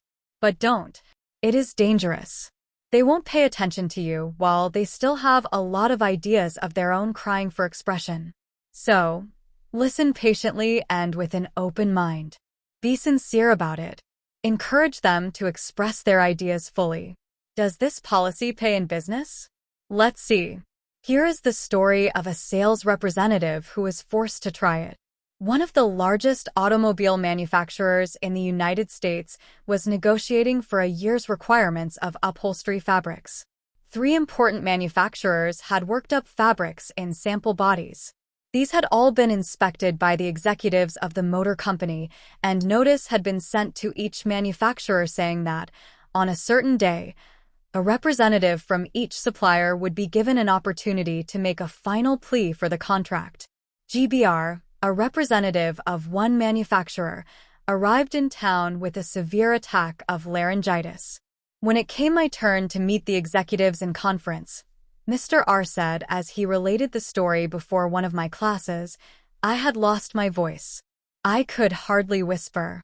I was ushered into a room and found myself face to face with the textile engineer, the purchasing agent, the director of sales, and the president of the company. I stood up and made a valiant effort to speak, but I couldn't do anything more than squeak. They were all seated around a table, so I wrote on a pad of paper, "Gentlemen, I have lost my voice. I am speechless." "I'll do the talking for you," the president said. He did. He exhibited my samples and praised their good points. A lively discussion arose about the merits of my goods. And the president, since he was talking for me, took the position I would have had during the discussion. My sole participation consisted of smiles, nods, and a few gestures. As a result of this unique conference, I was awarded the contract, which called for over 500,000 yards of upholstery fabrics at an aggregate value of $1,600,000, the biggest order I had ever received. I know I would have lost the contract if I hadn't lost my voice, because I had the wrong idea about the whole proposition. I discovered, quite by accident, how richly it sometimes pays to let the other person do the talking. Letting the other person do the talking helps in family situations as well as in business. Barbara Wilson's relationship with her daughter, Lori, was deteriorating rapidly. Lori, who had been a quiet, complacent child, had grown into an uncooperative, sometimes belligerent teenager. Mrs. Wilson lectured her, threatened her, and punished her, but all to no avail. One day, Mrs. Wilson told one of our classes, "I just gave up." Lori had disobeyed me and had left the house to visit her girlfriend before she had completed her chores. When she returned, I was about to scream at her for the 10,000th time, but I just didn't have the strength to do it. I just looked at her and said sadly, "Why, Lori, why?" Lori noted my condition and in a calm voice asked, "Do you really want to know?" I nodded and Lori told me, first hesitantly, and then it all flowed out. I had never listened to her. I was always telling her to do this or that. When she wanted to tell me her thoughts, feelings, ideas, I interrupted with more orders. I began to realize that she needed me, not as a bossy mother, but as a confidant, an outlet for all her confusion about growing up. And all I had been doing was talking when I should have been listening. I never heard her. From that time on, I let her do all the talking she wanted. She tells me what is on her mind, and our relationship has improved immeasurably. She is again a cooperative person. A large advertisement appeared on the financial page of a New York newspaper calling for a person with unusual ability and experience. Charles T. Cubelis answered the advertisement, sending his reply to a box number. A few days later, he was invited by letter to call for an interview. Before he called, he spent hours in Wall Street finding out everything possible about the person who had founded the business. During the interview, he remarked, "I should be mighty proud to be associated with an organization with a record like yours. I understand you started 28 years ago with nothing but desk room and one stenographer. Is that true?" Almost every successful person likes to reminisce about his early struggles. This man was no exception. He talked for a long time about how he had started with $450 in cash and an original idea. He told how he had fought against discouragement and battled against ridicule, working Sundays and holidays, 12 to 16 hours a day. How he had finally won against all odds until now the most important executives on Wall Street were coming to him for information and guidance. He was proud of such a record. He had a right to be, and he had a splendid time telling about it. Finally, he questioned Mr. Cubelis briefly about his experience, then called in one of his vice presidents and said, "I think this is the person we are looking for." Mr. Cubelis had taken the trouble to find out about the accomplishments of his prospective employer. He showed an interest in the other person and his problems. He encouraged the other person to do most of the talking and made a favorable impression. Roy G. Bradley of Sacramento, California, had the opposite problem. He listened as a good prospect for a sales position, talked himself into a job with Bradley's firm. Roy reported, "Being a small brokerage firm, we had no fringe benefits, such as hospitalization, medical insurance, and pensions. Ever, Representative is an independent agent. We don't even provide leads for prospects, as we cannot advertise for them as our larger competitors do." Richard Pryor had the type of experience we wanted for this position, and he was interviewed first by my assistant, who told him about all the negatives related to this job. He seemed slightly discouraged when he came into my office. I mentioned the one benefit of being associated with my firm, that of being an independent contractor and therefore virtually being self-employed. As he talked about these advantages to me, he talked himself out of each negative thought he had when he came in for the interview. Several times it seemed as though he was half talking to himself as he was thinking through each thought. At times I was tempted to add to his thoughts. However, as the interview came to a close, I felt he had convinced himself, very much on his own, that he would like to work for my firm. Because I had been a good listener and let Dick do most of the talking, he was able to weigh both sides fairly in his mind, and he came to the positive conclusion, which was a challenge he created for himself. We hired him, and he has been an outstanding representative for our firm. Even our friends would much rather talk to us about their achievements than listen to us boast about ours. La Rochefoucauld, the French philosopher, said, "If you want enemies, excel your friends. But if you want friends, let your friends excel you." Why is that true? Because when our friends excel us, they feel important, but when we excel them, they, or at least some of them, will feel inferior and envious. By far the best-liked placement counselor in the Midtown Personnel Agency in New York City was Henrietta G. It hadn't always been that way. During the first few months of her association with the agency, Henrietta didn't have a single friend among her colleagues. Why? Because every day she would brag about the placements she had made, the new accounts she had opened, and anything else she had accomplished. I was good at my work and proud of it, Henrietta told one of our classes. But instead of my colleagues sharing my triumphs, they seemed to resent them. I wanted to be liked by these people. I really wanted them to be my friends. After listening to some of the suggestions made in this course, I started to talk about myself less and listen more to my associates. They also had things to boast about and were more excited about telling me about their accomplishments than about listening to my boasting. Now, when we have some time to chat, I ask them to share their joys with me, and I only mention my achievements when they ask. Principle 6. Let the other person do a great deal of the talking. Chapter 7. How to get cooperation. Don't you have much more faith in ideas that you discover for yourself than in ideas that are handed to you on a silver platter? If so, isn't it bad judgment to try to ram your opinions down the throats of other people? Isn't it wiser to make suggestions and let the other person think out the conclusion? Adolph Seitz of Philadelphia, sales manager in an automobile showroom and a student in one of my courses, suddenly found himself confronted with the necessity of injecting enthusiasm into a discouraged and disorganized group of automobile salespeople. Calling a sales meeting, he urged his people to tell him exactly what they expected from him. As they talked, he wrote their ideas on the blackboard. He then said, "I'll give you all these qualities you expect from me. Now, I want you to tell me what I have a right to expect from you." The replies came quick and fast. Loyalty, honesty, initiative, optimism, teamwork, 8 hours a day of enthusiastic work. The meeting ended with a new courage, a new inspiration. One salesperson volunteered to work 14 hours a day, and Mr. Seitz reported to me that the increase of sales was phenomenal. "The people had made a sort of moral bargain with me," said Mr. Seitz, "and as long as I lived up to my part in it, they were determined to live up to theirs. Consulting them about their wishes and desires was just the shot in the arm they needed."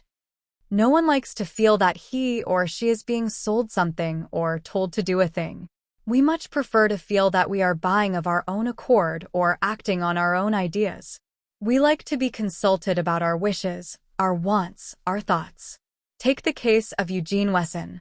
He lost countless thousands of dollars in commissions before he learned this truth. Mr. Wesson sold sketches for a studio that created designs for stylists and textile manufacturers. Mr. Wesson had called on one of the leading stylists in New York once a week, every week for 3 years. "He never refused to see me," said Mr. Wesson, "but he never bought. He always looked over my sketches very carefully and then said, 'No, Wesson, I guess we don't get together today.'" After 150 failures, Wesson realized he must be in a mental rut, so he resolved to devote one evening a week to the study of influencing human behavior to help him develop new ideas and generate new enthusiasm. He decided on this new approach. With half a dozen unfinished artist sketches under his arm, he rushed over to the buyer's office. "I want you to do me a little favor, if you will," he said. "Here are some uncompleted sketches. Won't you please tell me how we could finish them up in such a way that you could use them?" The buyer looked at the sketches for a while, without uttering a word. Finally, he said, "Leave these with me for a few days, Wesson, and then come back and see me."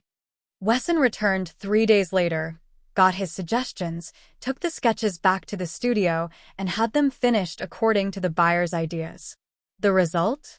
All accepted. After that, this buyer ordered scores of other sketches from Wesson, all drawn according to the buyer's ideas. "I realized why I had failed for years to sell him," said Mr. Wesson. "I had urged him to buy what I thought he ought to have. Then I changed my approach completely. I urged him to give me his ideas. This made him feel that he was creating the designs. And he was. I didn't have to sell him. He bought. Letting the other person feel that the idea is his or hers not only works in business and politics, it works in family life as well. Paul M. Davis of Tulsa, Oklahoma, told his class how he applied this principle. My family and I enjoyed one of the most interesting sightseeing vacation trips we have ever taken. I had long dreamed of visiting such historic sites as the Civil War battlefield in Gettysburg, Independence Hall in Philadelphia, and our nation's capital. Valley Forge, Jamestown, and the restored colonial village of Williamsburg were high on the list of things I wanted to see. In March, my wife, Nancy, mentioned that she had ideas for our summer vacation, which included a tour of the western states, visiting points of interest in New Mexico, Arizona, California, and Nevada. She had wanted to make this trip for several years, but we couldn't obviously make both trips. Our daughter, Anne, had just completed a course in U.S. history in junior high school and had become very interested in the events that had shaped our country's growth. I asked her how she would like to visit the places she had learned about on our next vacation. She said she would love to. 2 evenings later, as we sat around the dinner table, Nancy announced that if we all agreed, the summer's vacation would be to the eastern states, that it would be a great trip for and thrilling for all of us. We all concurred. This same psychology was used by an X-ray manufacturer to sell his equipment to one of the largest hospitals in Brooklyn. This hospital was building an addition and preparing to equip it with the finest X-ray department in America. Dr. L, who was in charge of the X-ray department, was overwhelmed with sales representatives, each caroling the praises of his own company's equipment. One manufacturer, however, was more skillful. He knew far more about handling human nature than the others did. He wrote a letter something like this: "Our factory has recently completed a new line of X-ray equipment. The first shipment of these machines has just arrived at our office. They are not perfect. We know that, and we want to improve them. So, we should be deeply obligated to you if you could find time to look them over and give us your ideas about how they can be made more serviceable to your profession. Knowing how occupied you are, I shall be glad to send my car for you at any hour you specify." I was surprised to get that letter, Dr. L said as he related the incident before the class. I was both surprised and complimented. I had never had an X-ray manufacturer seeking my advice before. It made me feel important. I was busy every night that week, but I canceled a dinner appointment in order to look over the equipment. The more I studied it, the more I discovered for myself how much I liked it. Nobody had tried to sell it to me. I felt that the idea of buying that equipment for the hospital was my own. I sold myself on its superior qualities and ordered it installed. Ralph Waldo Emerson, in his essay, Self-Reliance, stated, "In every work of genius we recognize our own rejected thoughts. They come back to us with a certain alienated majesty." Colonel Edward M. House wielded an enormous influence in national and international affairs, while Woodrow Wilson occupied the White House. Wilson leaned upon Colonel House for secret counsel and advice more than he did upon even members of his own cabinet. What method did the colonel use in influencing the president? Fortunately, we know, for House himself revealed it to Arthur D. Howden Smith, and Smith quoted House in an article in the Saturday Evening Post. "After I got to know the president," House said, "I learned the best way to convert him to an idea was to plant it in his mind casually, but so as to interest him in it, so as to get him thinking about it on his own account. The first time this worked, it was an accident. I had been visiting him at the White House and urged a policy on him which he appeared to disapprove. But several days later, at the dinner table, I was amazed to hear him trot out my suggestion as his own." Did House interrupt him and say, "That's not your idea. That's mine"? Oh no, not House. He was too adroit for that. He didn't care about credit. He wanted results. So, he let Wilson continue to feel that the idea was his. House did even more than that. He gave Wilson public credit for these ideas. Let's remember that everyone we come in contact with is just as human as Woodrow Wilson. So, let's use Colonel House's technique. A man up in the beautiful Canadian province of New Brunswick used this technique on me and won my patronage. I was planning at the time to do some fishing and canoeing in New Brunswick. So, I wrote the Tourist Bureau for information. Evidently, my name and address were put on a mailing list, for I was immediately overwhelmed with scores of letters and booklets and printed testimonials from camps and guides. I was bewildered. I didn't know which to choose. Then, one camp owner did a clever thing. He sent me the names and telephone numbers of several New York people who had stayed at his camp, and he invited me to telephone them and discover for myself what he had to offer. I found to my surprise that I knew one of the men on his list. I telephoned him, found out what his experience had been, and then wired the camp the date of my arrival. The others had been trying to sell me on their service, but one let me sell myself. That organization won. 25 centuries ago, Lao Tse, a Chinese sage, said some things that readers of this book might use today. The reason why rivers and seas receive the homage of 100 mountain streams is that they keep below them. Thus, they are able to reign over all the mountain streams. So, the sage, wishing to be above men, putteth himself below them. Wishing to be before them, he putteth himself behind them. Thus, though his place be above men, they do not feel his weight. Though his place be before them, they do not count it an injury. Principle 7. Let the other person feel that the idea is his or hers. Chapter 8. A formula that will work wonders for you. Remember that other people may be totally wrong, but they don't think so. Don't condemn them. Any fool can do that. Try to understand them.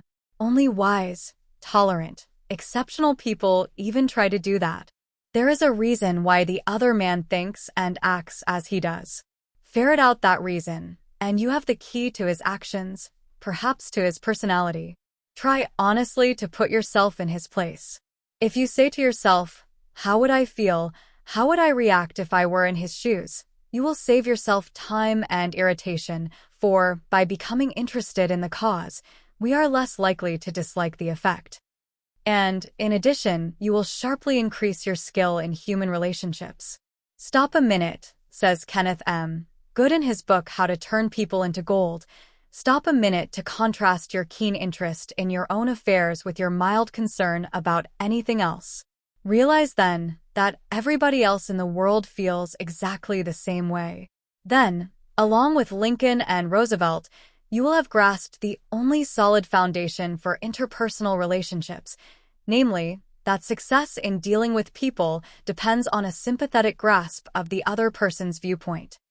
Sam Douglas of Hempstead, New York, used to tell his wife that she spent too much time working on their lawn, pulling weeds, fertilizing, cutting the grass twice a week when the lawn didn't look any better than it had when they moved into their home 4 years earlier. Naturally, she was distressed by his remarks, and each time he made such remarks the balance of the evening was ruined. After taking our course, Mr. Douglas realized how foolish he had been all those years. It never occurred to him that she enjoyed doing that work, and she might really appreciate a compliment on her diligence. One evening after dinner, his wife said she wanted to pull some weeds and invited him to keep her company. He first declined, but then thought better of it and went out after her and began to help her pull weeds. She was visibly pleased, and together they spent an hour in hard work and pleasant conversation. After that, he often helped her with the gardening and complimented her on how fine the lawn looked, what a fantastic job she was doing with a yard where the soil was like concrete. Result: a happier life for both because he had learned to look at things from her point of view, even if the subject was only weeds.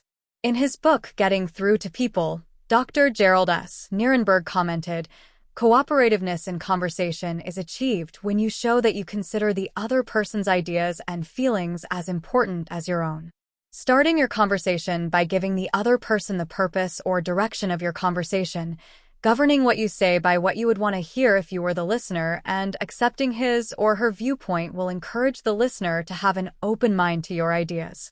I have always enjoyed walking and riding in a park near my home. Like the Druids of ancient Gaul, I all but worship an oak tree, so I was distressed season after season to see the young trees and shrubs killed off by needless fires. These fires weren't caused by careless smokers. They were almost all caused by youngsters who went out to the park to go native and cook a frankfurter or an egg under the trees. Sometimes, these fires raged so fiercely that the fire department had to be called out to fight the conflagration. There was a sign on the edge of the park saying that anyone who started a fire was liable to fine and imprisonment, but the sign stood in an unfrequented part of the park, and few of the culprits ever saw it. A mounted policeman was supposed to look after the park, but he didn't take his duties too seriously, and the fires continued to spread season after season. On one occasion, I rushed up to a policeman and told him about a fire spreading rapidly through the park and wanted him to notify the fire department, and he nonchalantly replied that it was none of his business because it wasn't in his precinct. I was desperate, so after that, when I went riding, I acted as a self-appointed committee of one to protect the public domain. In the beginning, I am afraid I didn't even attempt to see the other people's point of view. When I saw a fire blazing under the trees, I was so unhappy about it, so eager to do the right tiling, that I did the wrong thing. I would ride up to the boys, warn them that they could be jailed for starting a fire, order with a tone of authority that it be put out, and, if they refused, I would threaten to have them arrested. I was merely unloading my feelings without thinking of their point of view. The result? They obeyed sullenly and with resentment. After I rode on over the hill, they probably rebuilt the fire and longed to bum up the whole park. With the passing of the years, I acquired a trifle more knowledge of human relations, a little more tact, a somewhat greater tendency to see things from the other person's standpoint. Then, instead of giving orders, I would ride up to a blazing fire and begin something like this. Having a good time, boys? What are you going to cook for supper? I loved to build fires myself when I was a boy, and I still love to. But, you know they are very dangerous here in the park. I know you boys don't mean to do any harm, but other boys aren't so careful.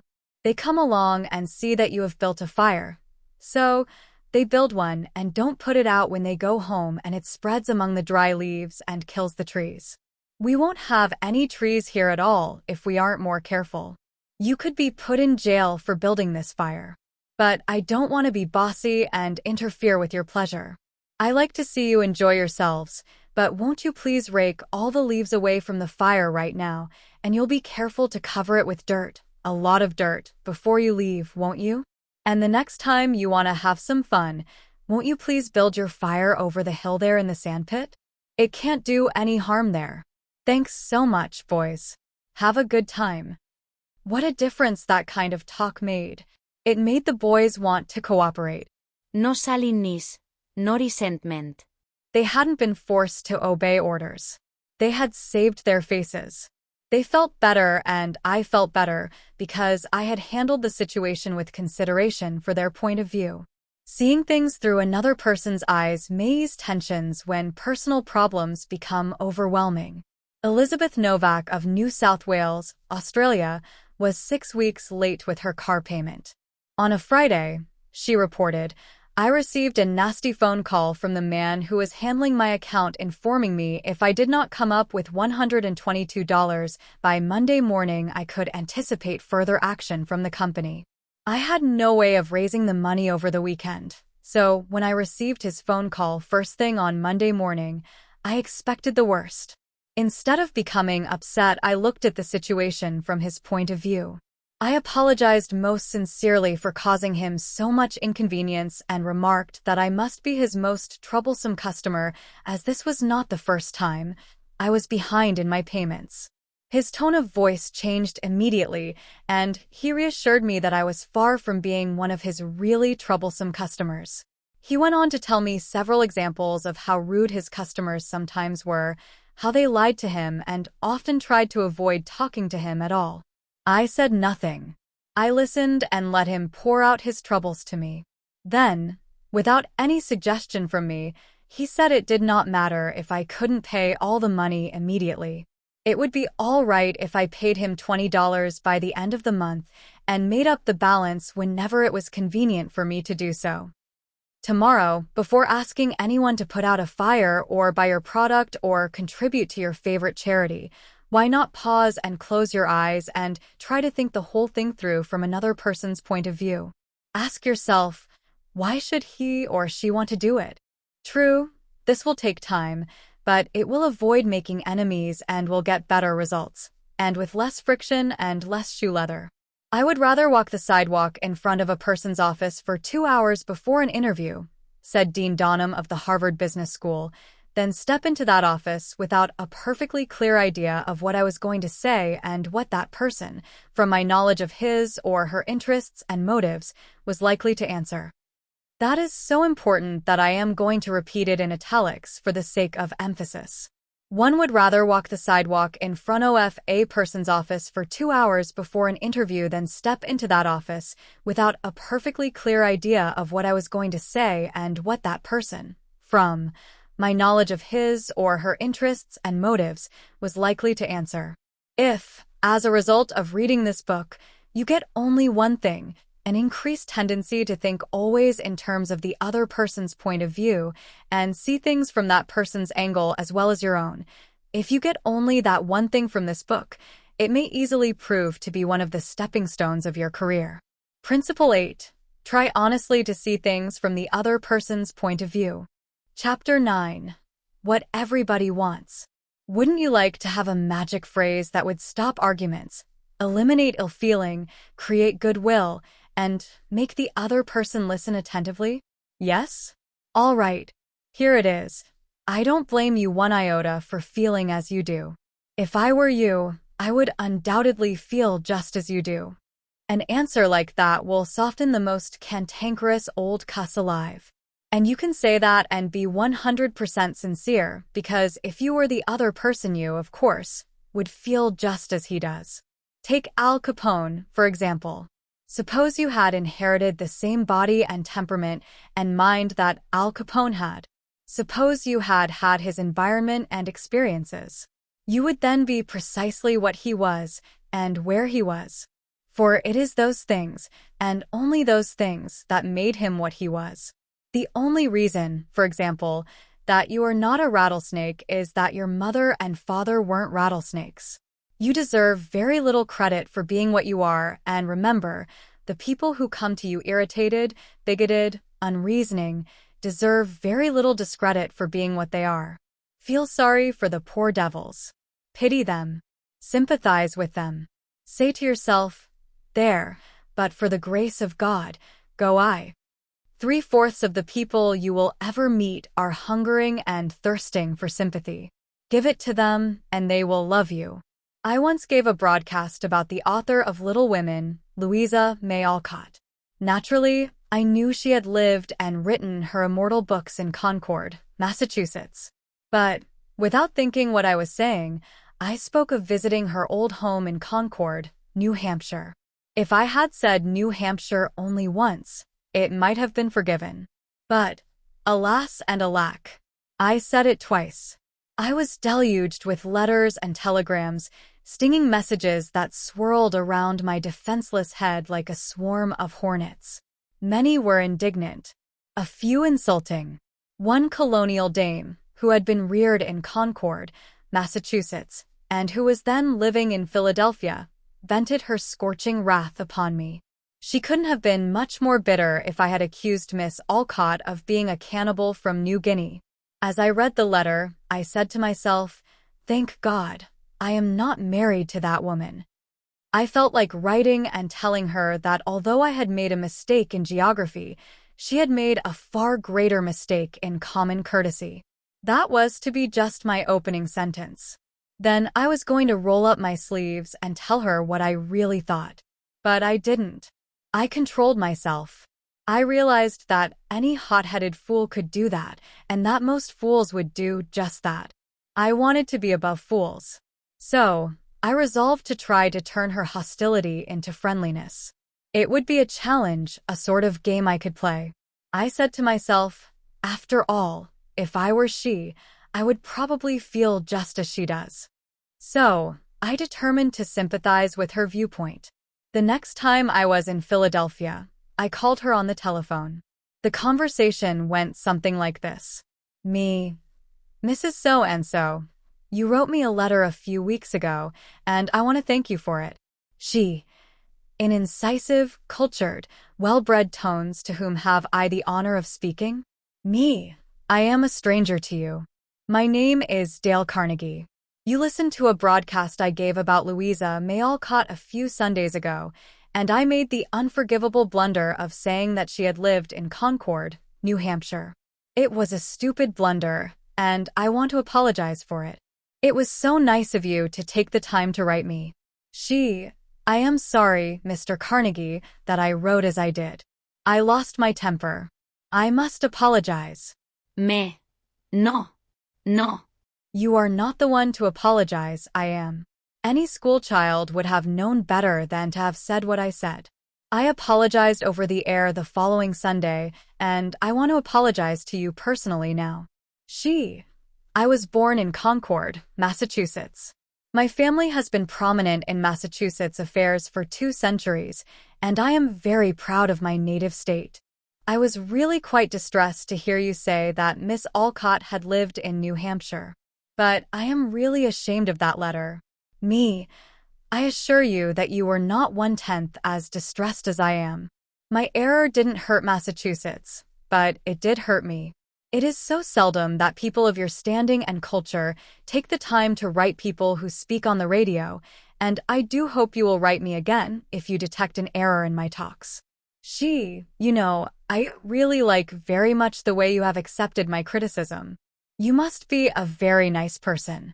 I should like to know you better. So, because I had apologized and sympathized with her point of view, she began apologizing and sympathizing with my point of view. I had the satisfaction of controlling my temper, the satisfaction of returning kindness for an insult. I got infinitely more real fun out of making her like me than I could ever have gotten out of telling her to go and take a jump in the Schuylkill River. Every man who occupies the White House is faced almost daily with thorny problems in human relations. President Taft was no exception, and he learned from experience the enormous chemical value of sympathy in neutralizing the acid of hard feelings. In his book Ethics in Service, Taft gives rather an amusing illustration of how he softened the ire of a disappointed and ambitious mother. A lady in Washington, wrote Taft, whose husband had some political influence, came and labored with me for 6 weeks or more to appoint her son to a position. She secured the aid of senators and congressmen in formidable number and came with them to see that they spoke with emphasis. The place was one requiring technical qualification, and following the recommendation of the head of the bureau, I appointed somebody else.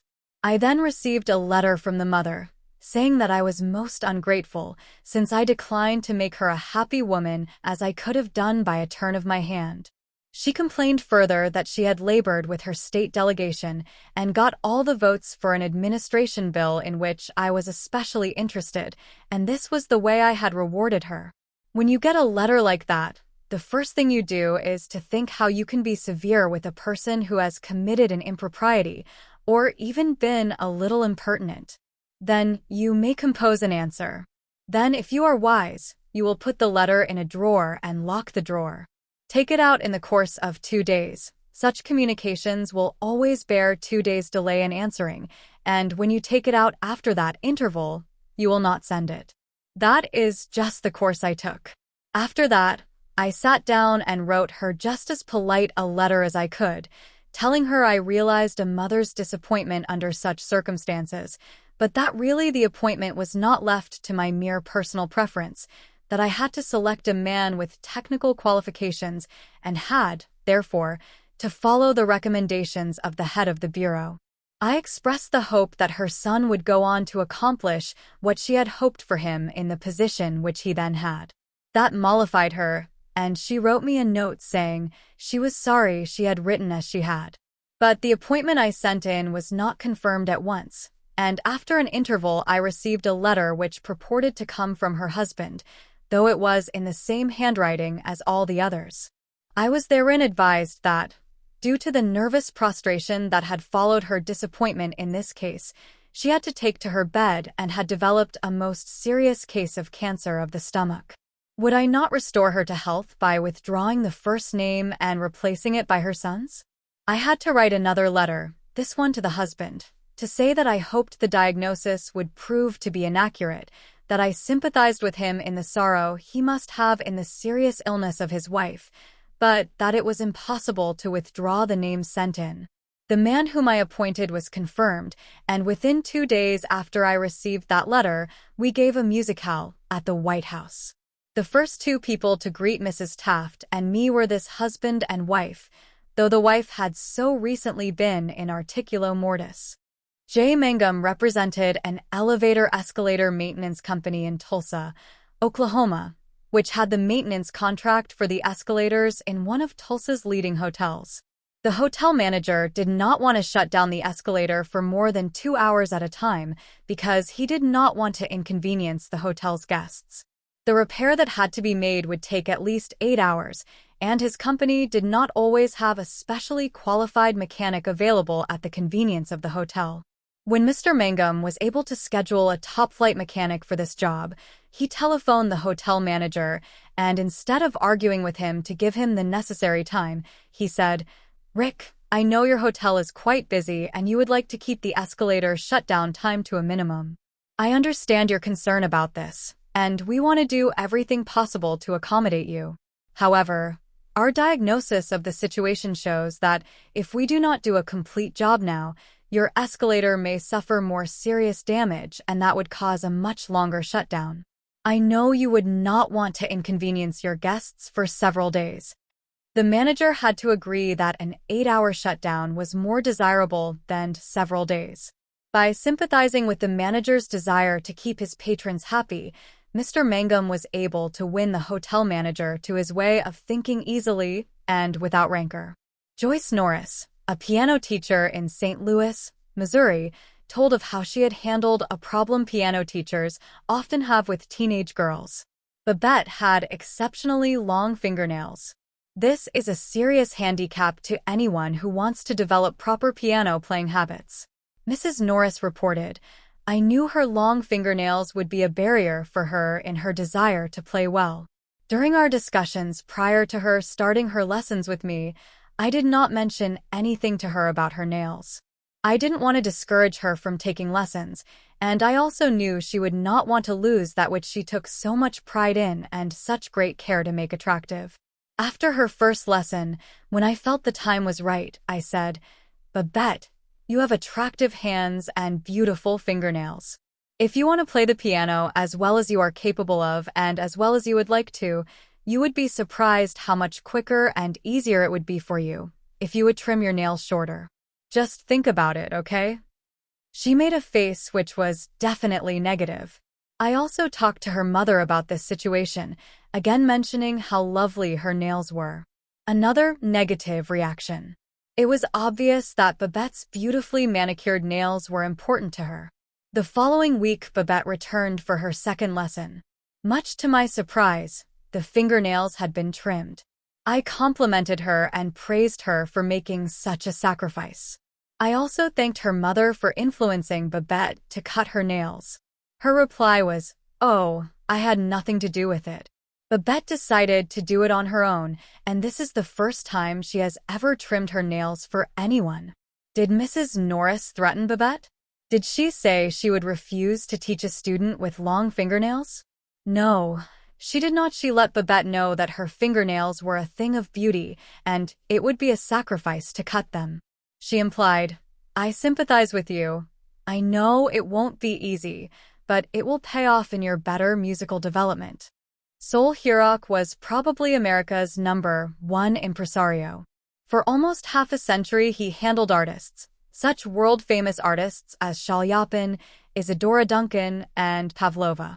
Mr. Hurok told me that one of the first lessons he had learned in dealing with his temperamental stars was the necessity for sympathy and more sympathy with their idiosyncrasies. For 3 years, he was impresario for Fifer Shalyapin, one of the greatest bassos who ever thrilled the ritzy box holders at the Metropolitan. Yet Shalyapin was a constant problem. He carried on like a spoiled child. To put it in Mr. Hurok's own inimitable phrase, he was a hell of a fellow in every way. For example, Shalyapin would call up Mr. Hurok about noon of the day he was going to sing and say, "Soul, I feel terrible. My throat is like raw hamburger. It is impossible for me to sing tonight." Did Mr. Hurok argue with him? Oh no. He knew that an entrepreneur couldn't handle artists that way. So, he would rush over to Shalyapin's hotel, dripping with sympathy. "What a pity," he would mourn. "What a pity. My poor fellow. Of course, you cannot sing. I will cancel the engagement at once. It will only cost you a couple of $1,000s, but that is nothing in comparison to your reputation." Then Shalyapin would sigh and say, "Perhaps you had better come over later in the day. Come at 5 and see how I feel then." At 5 o'clock, Mr. Hurok would again rush to his hotel, dripping with sympathy. Again, he would insist on canceling the engagement, and again Shalyapin would sigh and say, "Well, maybe you had better come to see me later. I may be better then." At 7:30, the great basso would consent to sing, only with the understanding that Mr. Hurok would walk out on the stage of the Metropolitan and announce that Shalyapin had a very bad cold and was not in good voice. Mr. Hurok would lie and say he would do it, for he knew that was the only way to get the basso out on the stage. Dr. Arthur I. Gates said in his splendid book Educational Psychology, "Sympathy the human species universally craves. The child eagerly displays his injury, or even inflicts a cut or bruise in order to reap abundant sympathy. For same purpose adults show their bruises, relate their accidents, illness, especially details of surgical operations. Self-pity for misfortunes real or imaginary is, in some measure, practically a universal practice." So, if you want to win people to your way of thinking, put in practice. Principle 9. Be sympathetic with the other person's ideas and desires. Chapter 10. An appeal that everybody likes. I was reared on the edge of the Jesse James country out in Missouri, and I visited the James farm at Kearney, Missouri, where the son of Jesse James was then living. His wife told me stories of how Jesse robbed trains and held up banks and then gave money to the neighboring farmers to pay off their mortgages. Jesse James probably regarded himself as an idealist at heart, just as Dutch Schultz, Two Gun, Crowley, Al Capone, and many other organized crime godfathers did generations later. The fact is that all people you meet have a high regard for themselves and like to be fine and unselfish in their own estimation. J. Pierpont Morgan observed, in one of his analytical interludes, that a person usually has two reasons for doing a thing, one that sounds good and a real one.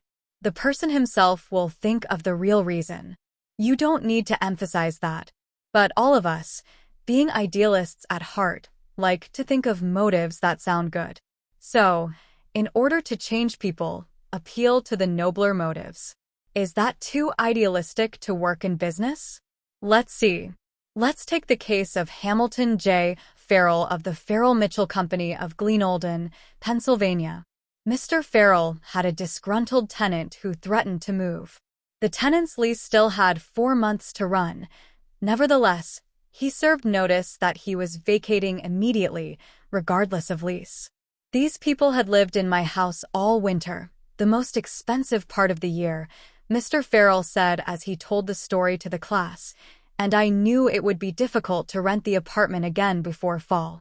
I could see all that rent income going over the hill, and believe me, I saw red. Now, ordinarily, I would have waded into that tenant and advised him to read his lease again.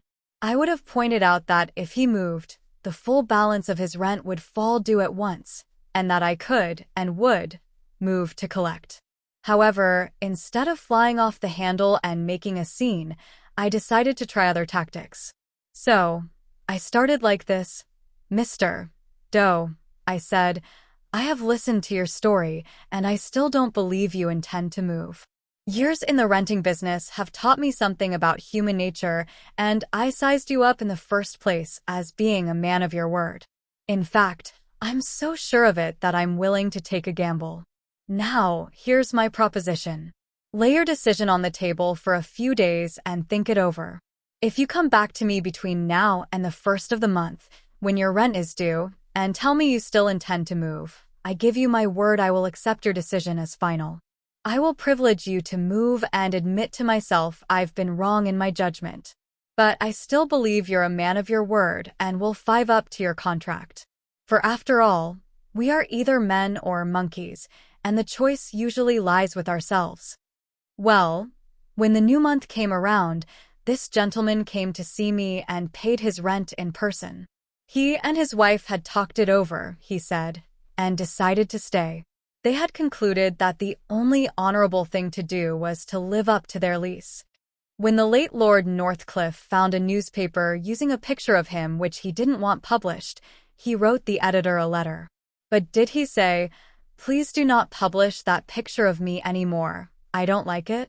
No, he appealed to a nobler motive. He appealed to the respect and love that all of us have for motherhood. He wrote, "Please do not publish that picture of me anymore. My mother doesn't like it." When John D.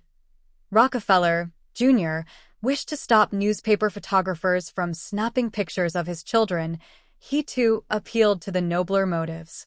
He didn't say, "I don't want their pictures published." No, he appealed to the desire, deep in all of us, to refrain from harming children. He said, "You know how it is, boys. You've got children yourselves, some of you.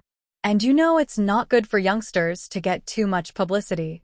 When Cyrus H.K. Curtis, the poor boy from Maine, was starting on his meteoric career, which was destined to make him millions as owner of the Saturday Evening Post and the Ladies' Home Journal, he couldn't afford to pay his contributors the prices that other magazines paid. He couldn't afford to hire first-class authors to write for money alone. So, he appealed to their nobler motives. For example, he persuaded even Louisa May Alcott, the immortal author of Little Women, to write for him when she was at the flood tide of her fame, and he did it by offering to send a check for $100, not to her, but to her favorite charity. Right here the skeptic may say, "Oh, that stuff is all right for Northcliffe and Rockefeller or a sentimental novelist. But I'd like to see you make it work with the tough babies I have to collect bills from." You may be right. Nothing will work in all cases, and nothing will work with all people. If you are satisfied with the results you are now getting, why change? If you are not satisfied, why not experiment? At any rate, I think you will enjoy reading this true story told by James L. Thomas, a former student of mine. 6 customers of a certain automobile company refused to pay their bills for servicing. None of the customers protested the entire bill, but each claimed that someone's charge was wrong. In each case, the customer had signed for the work done, so the company knew it was right and said so. That was the first mistake. Here are the steps the men in the credit department took to collect these overdue bills. Do you suppose they succeeded? 1. They called on each customer and told him bluntly that they had come to collect a bill that was long past due. 2. They made it very plain that the company was absolutely and unconditionally right. Therefore he, the customer, was absolutely and unconditionally wrong. 3. They intimated that they, the company, knew more about automobiles than he could ever hope to know. So, what was the argument about? 4. Result. They argued. Did any of these methods reconcile the customer and settle the account? You can answer that one yourself. At this stage of affairs, the credit manager was about to open fire with a battery of legal talent, when fortunately, the matter came to the attention of the general manager. The manager investigated these defaulting clients and discovered that they all had the reputation of paying their bills promptly. Something was wrong here. Something was drastically wrong about the method of collection. So, he called in James L. Thomas and told him to collect these uncollectible accounts. Here, in his words, are the steps Mr. Thomas took. 1. My visit to each customer was likewise to collect a bill long past due, a bill that we knew was absolutely right. But I didn't say a word about that. I explained I had called to find out what it was the company had done, or failed to do. 2. I made it clear that, until I had heard the customer's story, I had no opinion to offer. I told him the company made no claims to being infallible. 3. I told him I was interested only in his car, and that he knew more about his car than anyone else in the world, that he was the authority on the subject. 4. I let him talk, and I listened to him with all the interest and sympathy that he wanted and had expected. 5. Finally, when the customer was in a reasonable mood, I put the whole thing up to his sense of fair play. I appealed to the nobler motives. First, I said, I want you to know I also feel this matter has been badly mishandled. You've been inconvenienced and annoyed and irritated by one of our representatives. That should never have happened. I'm sorry, and, as a representative of the company, I apologize. As I sat here and listened to your side of the story, I could not help being impressed by your fairness and patience. And now, because you are fair-minded and patient, I am going to ask you to do something for me. It's something that you can do better than anyone else, something you know more about than anyone else. Here is your bill. I know it is safe for me to ask you to adjust it, just as you would do if you were the president of my company. I am going to leave it all up to you. Whatever you say goes. Did he adjust the bill? He certainly did, and got quite a kick out of it. The bills ranged from $150 to $400, but did the customer give himself the best of it? Yes, one of them did. One of them refused to pay a penny of the disputed charge, but the other 5 all gave the company the best of it. And here's the cream of the whole thing. We delivered new cars to all 6 of these customers within the next 2 years. Experience has taught me, says Mr. Thomas, that when no information can be secured about the customer, the only sound basis on which to proceed is to assume that he or she is sincere, honest, truthful, and willing and anxious to pay the charges, once convinced they are correct. To put it differently and perhaps more clearly, people are honest and want to discharge their obligations. The exceptions to that rule are comparatively few, and I am convinced that the individuals who are inclined to chisel will in most cases react favorably if you make them feel that you consider them honest, upright, and fair. Principle 10. Appeal to the nobler motives. Chapter 11. The movies do it. TV does it. Why don't you do it? Many years ago, the Philadelphia Evening Bulletin was being maligned by a dangerous whispering campaign. A malicious rumor was being circulated. Advertisers were being told that the newspaper was no longer attractive to readers because it carried too much advertising and too little news. Immediate action was necessary. The gossip had to be squelched. But how? This is the way it was done. The bulletin clipped from its regular edition all reading matter of all kinds on one average day, classified it, and published it as a book. The book was called One Day. It contained 307 pages, as many as a hardcover book, yet the bulletin had printed all this news and feature material on one day and sold it, not for several dollars, but for a few cents. The printing of that book dramatized the fact that the bulletin carried an enormous amount of interesting reading matter. It conveyed the facts more vividly, more interestingly, more impressively, than pages of figures and mere talk could have done. This is the day of dramatization. Merely stating a truth isn't enough. The truth has to be made vivid, interesting, dramatic. You have to use showmanship. The movies do it. Television does it. And you will have to do it if you want attention. Experts in window display know the power of dramatization. For example, the manufacturers of a new rat poison gave dealers a window display that included 2 live rats. The week the rats were shown, sales zoomed to 5 times their normal rate. Television commercials abound with examples of the use of dramatic techniques in selling products. Sit down one evening in front of your television set and analyze what the advertisers do in each of their presentations. You will note how an antacid medicine changes the color of the acid in a test tube while its competitor doesn't, how one brand of soap or detergent gets a greasy shirt clean while the other brand leaves it gray. You'll see a car maneuver around a series of turns and curves, far better than just being told about it. Happy faces will show contentment with a variety of products. All of these dramatize for the viewer the advantages offered by whatever is being sold, and they do get people to buy them. You can dramatize your ideas in business or in any other aspect of your life. It's easy. Jim Yeamans, who sells for the NCR Company, National Cash Register, in Richmond, Virginia, told how he made a sale by dramatic demonstration. Last week, I called on a neighborhood grocer and saw that the cash registers he was using at his checkout counters were very old-fashioned. I approached the owner and told him, "You are literally throwing away pennies every time a customer goes through your line." With that, I threw a handful of pennies on the floor. He quickly became more attentive.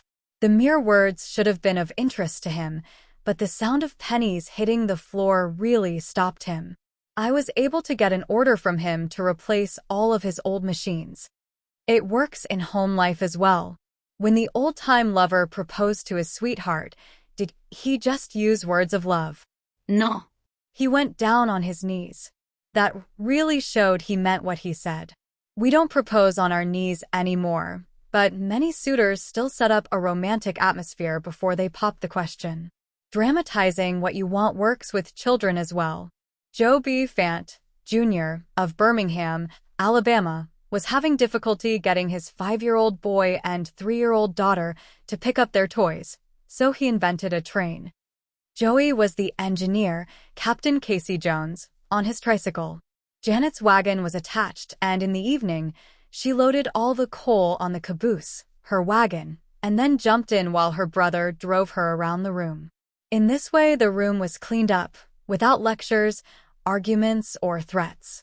Mary Catherine Wolfe of Mishawaka, Indiana, was having some problems at work and decided that she had to discuss them with the boss. On Monday morning, she requested an appointment with him but was told he was very busy and she should arrange with his secretary for an appointment later in the week. The secretary indicated that his schedule was very tight, but she would try to fit her in. Ms. Wolfe described what happened. I did not get a reply from her all week long. Whenever I questioned her, she would give me a reason why the boss could not see me. Friday morning came and I had heard nothing definite. I really wanted to see him and discuss my problems before the weekend, so I asked myself how I could get him to see me. What I finally did was this. I wrote him a formal letter. I indicated in the letter that I fully understood how extremely busy he was all week, but it was important that I speak with him. I enclosed a form letter and a self-addressed envelope and asked him to please fill it out or ask his secretary to do it and return it to me. The form letter read as follows. Ms. Wolfe, I will be able to see you on /PDF.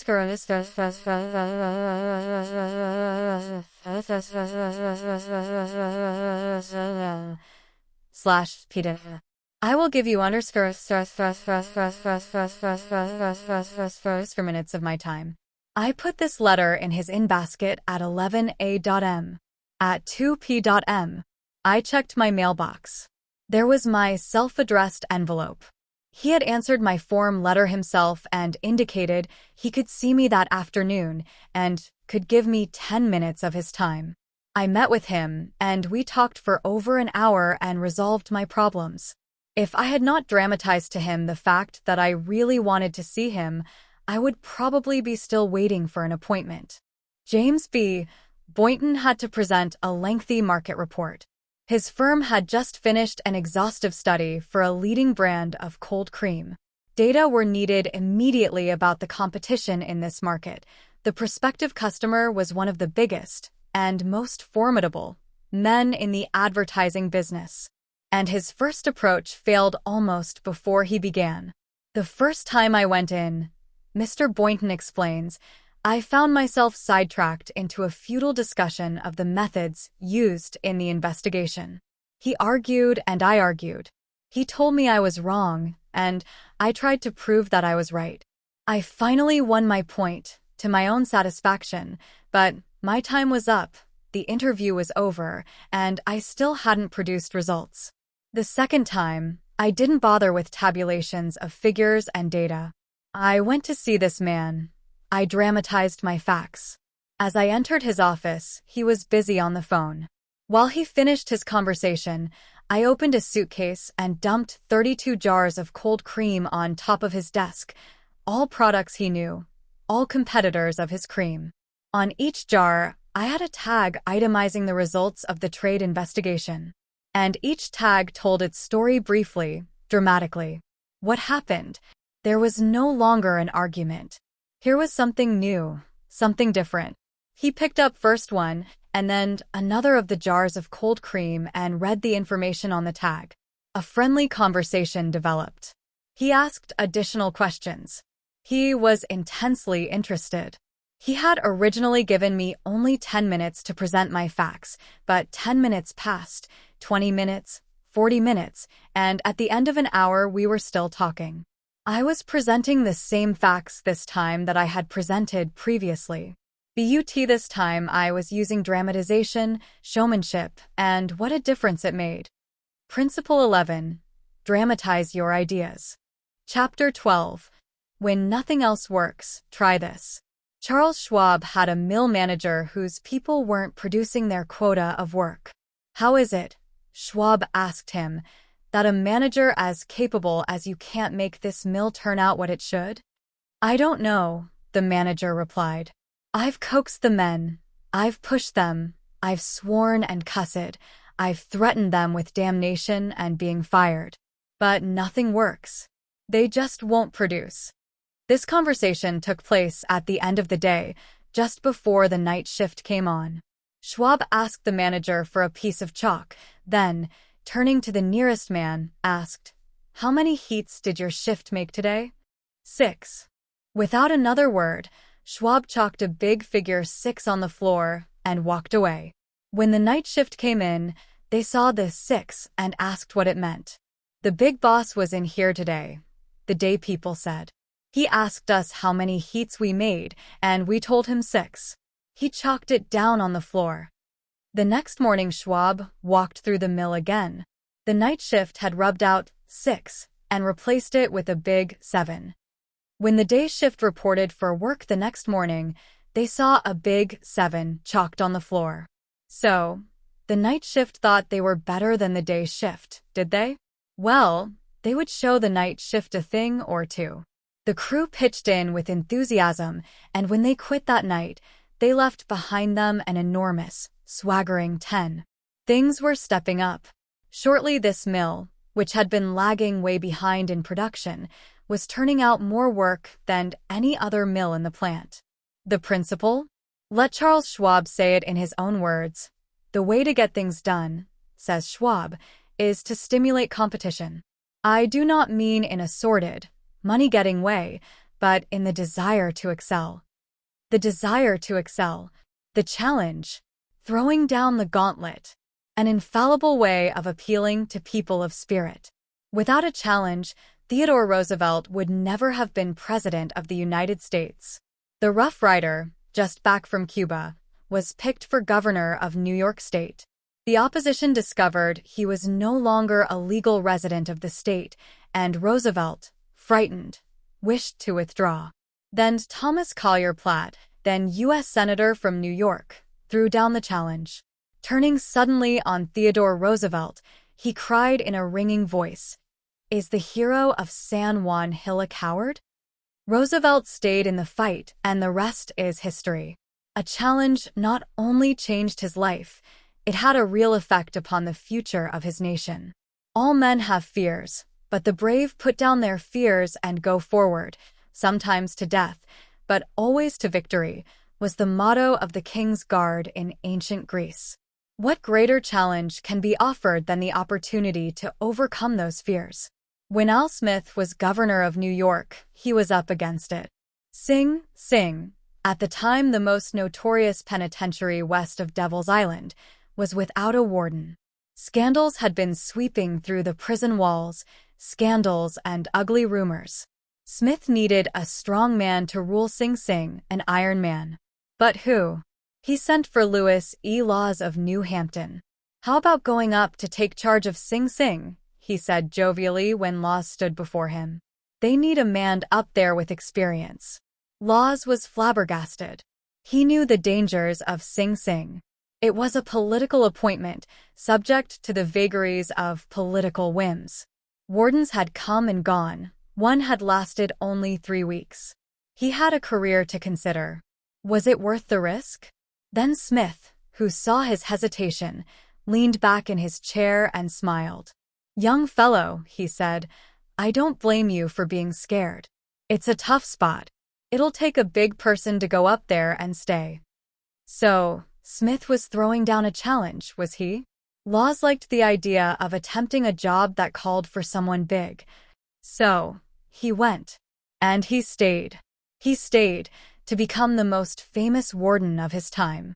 His book 20,000 Years in Sing Sing sold into the hundreds of thousands of copies. His broadcasts on the air and his stories of prison life have inspired dozens of movies. His humanizing of criminals wrought miracles in the way of prison reform.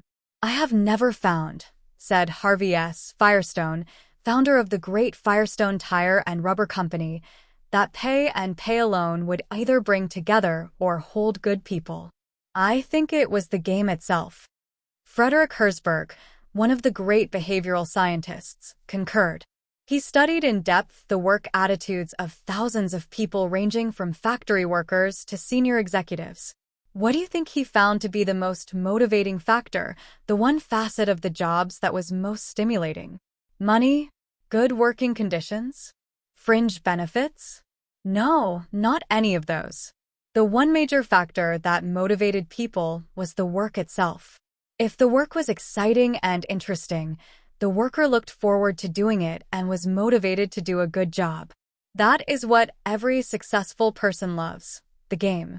The chance for self-expression. The chance to prove his or her worth, to excel, to win. That is what makes foot races and hog calling and pie-eating contests. The desire to excel. The desire for a feeling of importance. Principle 12. Throw down a challenge.